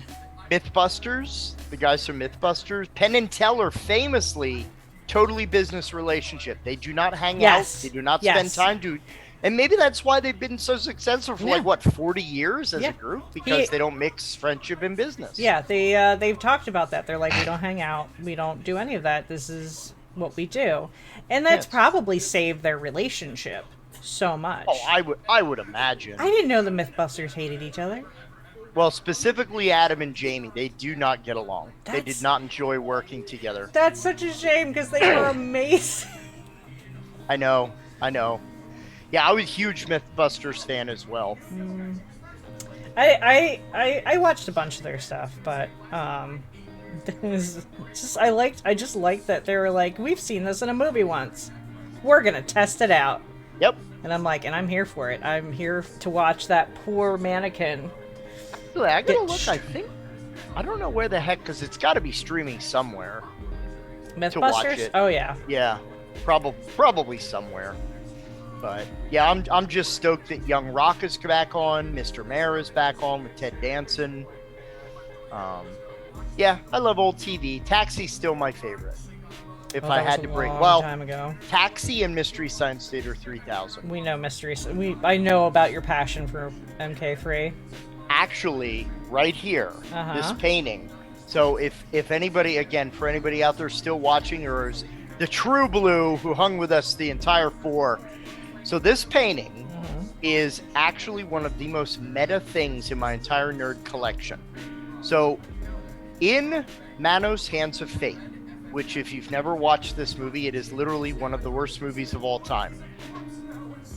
It's a cult horror style movie made in the 60s in Texas, founded and funded by a fertilizer company. And it's all about this cult in this motel in the edge of nowhere. So in the movie, in the MST3K, Tom Servo makes a joke saying there's a painting in the movie about the master, who is that character, and he goes, oh, it's a Frank Franzetta of Frank Zappa, because the way it looked like was very stylized. Now in the movie, it's the master character and a hell beast who's a Doberman Pinscher. So the painting is painted by the daughter of Tom, who played the master in Manos, his real life daughter, who is in the movie with him, who is now an artist. So she painted a Frank Zappa in a Frank Franzetta style with a poodle, because Frank Zappa, poodle bites, poodle chews. And it's autographed by Jackie Neiman Jones, who played Debbie in the movie. So again, as you could just see, because it took me like 10 minutes to explain it, and you're probably like, I have no idea what you're talking about, but it's one of the prides of my nerd collection, because I'm like, holy shit, like I talked to the girl who played this little girl Debbie in this like schlock horror movie. But yeah, you can watch the MST of it online for free. It's a horrible movie. Most of these are the prides of my collection, and I will share with you.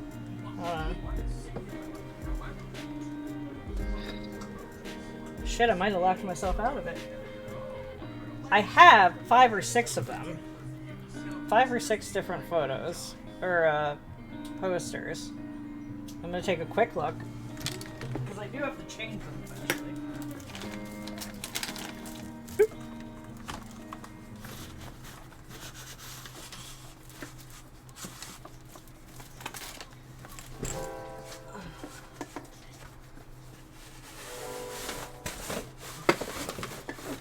Now. Oh my lord. Alright, I actually found them. I'm so happy. You knocked your mic out. I do that a lot. So, I have several of these. I have to change. I change them once a year. I didn't change this one yet. So, my friend makes these. He makes them. They're amazing. This is one of the ones I have. Ooh. The nice thing is that most of these, including this one, they have a blacklight layer. Or a glow-in-the-dark layer. That's a Halloween 3 right there. I caught that reference. Hey, Mama. This is the one I had in before. Ah, yes. Umbrella, very nice. Got this one. Nice. He does amazing work. Mom. Not right now. Those are really very well designed. Come Home Now. It's from House on the Hill. And oh my God. the glow light, the black light of it is Nell standing there in her final form. Wow. One of my favorites, because I'm a huge Hellraiser fan. Nice. And this I met is... Doug Bradley. I'm I'm jealous. This is my Have absolute. an autographed picture of him, but it's not of him as Pinhead. It's him as, I believe the character is Caleb from Nightbreed. Oh, What wow. is it? That's What's the character name? beautiful. Yeah, but him from Huh? Nightbreed. Cat Deku. Lily made Cat Zeku. Deku. Deku. Cat Love. Deku? Deku. My Hero Academia. She's very into My Hero Academia. I love it. One of the many animes that I am told I have to watch but never have time to. Probably Uraraka. And this is my favorite. This is the pride of my collection. Oh. And it says, Wow. Jesus wept. Angels to some, demons to others. And if I could afford it, I would have had him, because he worked in the frame shop at Michael's where I worked. That's how I met him. And I would have had him frame it how he wanted to frame it. Ooh. But I didn't have the $100 at the time. Yeah, those are absolutely gorgeous. That's one of my other passions, is buying weird like fan art and just pictures from artists like at cons. I love seeing unique things, especially mashups. My favorite is Thanos Hands of Fate, which is a Manos picture done with the characters from like Thanos, Ronan the Accuser. Mm-hmm. It's one of my favorites from Shane and Devin, I believe it is. Devin and Shane art. Yeah. Love that stuff. Yes, I have. Whenever we move, if I ever get the chance to buy a house, I plan to buy all of his stuff and just put well, almost all of it. I'm not a fan of everything, because there's some movies he's done that horror movies he's done that I'm not too familiar with, but Okay. he doesn't just do horror movies. He did one for the Mr. Rogers release. Nice. So, and he works with a local theater. Okay, I assume you saw The Blob. Oh yeah. Okay, so at the end of the movie, they all run out of the theater. Which was the Colonial in Phoenixville, which is where I Yeah. lived for quite some time. So, Phoenixville, the Colonial's still there, still does a bunch of amazing movie nights, and when they do certain things, they'll contact him to do a poster for it. Okay. So weird connection. One of my other favorite things that I've done as a huge MST3K fan is, hi Ozzy. Yes, your sister's already sleeping over there. I'm sorry she took your spot. At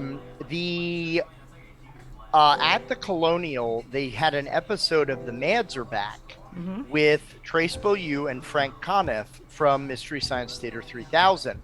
They did a live riff of the Ed Wood classic Glen or Glenda. Okay. And so they were there live, and they actually did it at the theater, and we got the chance to get our pictures taken with him and got autographs. And there are these very interesting prints that were made. I have to check them now to see if he made them special for them or if that's something that the guys brought along. I don't know. Mystery Science. Yeah, it was Mitchell and This Island Earth were the prints that we had them autograph, because those are our two favorite movies. Two of our favorite movies that they did. He's done so many. I'm not even sure anymore. Yeah, I'm not sure. So if he has like MST3K prints, I might own some of his art, because it's it's so wonderful. I don't know the artists. He doesn't. Yeah, he doesn't actually sign any of his stuff either, which makes me want to yell at him. What's his name? Chris Garofalo, but it's Quilt Face Studios. Quilt Face Studios. Yeah. He did They Live. They sold that. That sold out. That's an old Oh. one. I'm actually waiting for my board game. They Live, Assault on Studio 54. Yes. Dolomite, Gangs of New York, Tiger King. I Know What You Did Last Summer. No MST3K unless he has it as Mystery Science Theater. Yeah, it might not be him. It might have been ones that they had. This also isn't all of his stuff. Okay. So, we will investigate it. Absolutely. because he is a wonderful human. He's one of the nicest people ever. So I definitely tell people to buy his stuff. He has a part of me wants to ask him to make a special, to reprint something special for me, but I know he only reprints them in like lots. One of my favorites, like in certain batches. Yeah, one of my favorites is oh my god, the one that's in Vaughn's room. I got it for Vaughn, but I didn't get one for myself. I was like, In the Mouth of Madness. It's not that. It's help me, Vaughn. You hate it when you forget the names of your favorite movies. I can see the entire. I can play the entire Mouth of movie. Madness? No, In the Mouth of Madness is same actor, different movie. Dunwich Horror? No.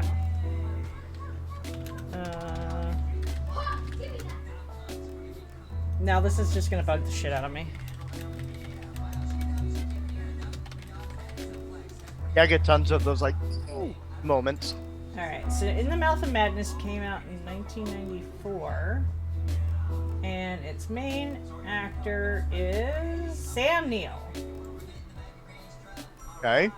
Sam Neill was in fucking everything. Oh yeah. Wasn't he in Jurassic Park? Yeah. Yeah. Um, What happened? Oh.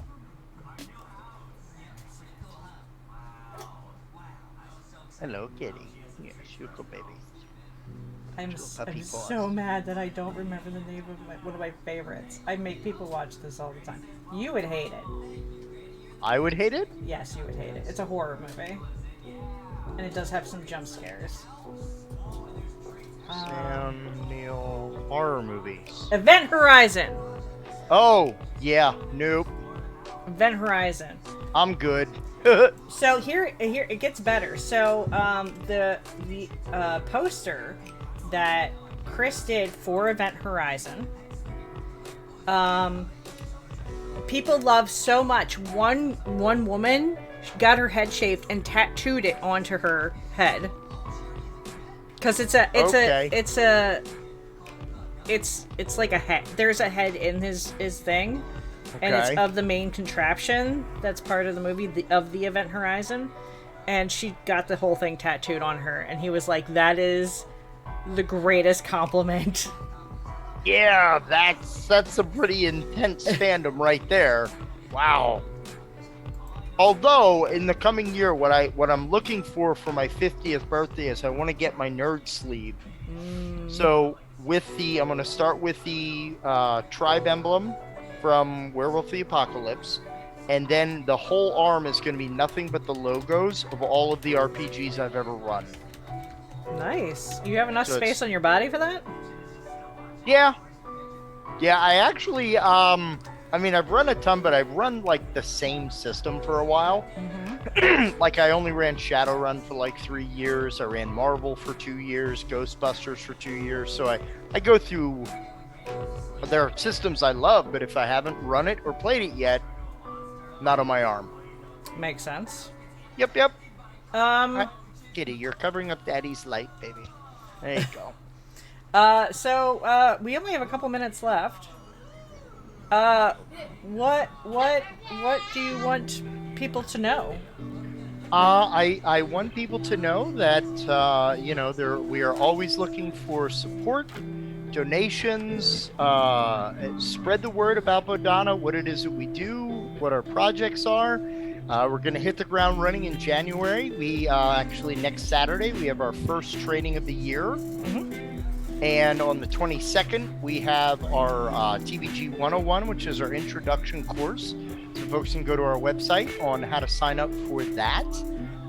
And we have a bunch of shows starting us out the new year. This, of course, starts the new year. Yes, it does. But we have, Bodhana Cast next weekend? The Bodhana Cast is on the 9th at 6 p.m. And then we have Table Boundaries on the 16th at 6 p.m. And then we have Roll for Terror on the 22nd at 6 p.m. So we have a couple of shows. And then next month we are introducing We Cast Guidance. That's coming in next month. So we are going to be so busy. And Absolutely. we have so many things planned, and I am so excited for all of them. So I hope you join us on this amazing journey of amazing content that we have. Yes. And we'll have more news about all of our convention visits. So if we are in a local area to you, big thing that I forgot. Also starting this month for the new year is what we are calling our Bodhana Brigade, which is every month, second weekend of the month, we're inviting folks to go to the local board game stores and celebrate the power and skill building opportunities for board games for people. So we have a bunch of stores that have signed on to be partners. If your local game store is not part of it, it's free to sign up. We bring people to the location, so why wouldn't you do this? But every month we'll focus on a different area. January, I believe, is critical thinking games, which of course are most board games, but tons of ways to support Bodhana, talk about the benefits that you've had from gaming. So check out our website, www.thebodhanagroup.org, and just wait for more news in the future from TBG, Therapeutic and Beneficial Gaming. Yep. And don't forget to follow us on Twitter. And join our Discord, which is brand new. So there's not stuff in it yet, but there will be a ton of stuff. So make sure you join. And thank you to all of our subscribers who help us out in more ways than you realize. Yay! So I am Crimson Pleasure, and this is Jack Berkenstock Jr. Yes, at Bodhana Jack on the Twitters. And we will see you next time. All right. Bye! Happy New Year, everybody!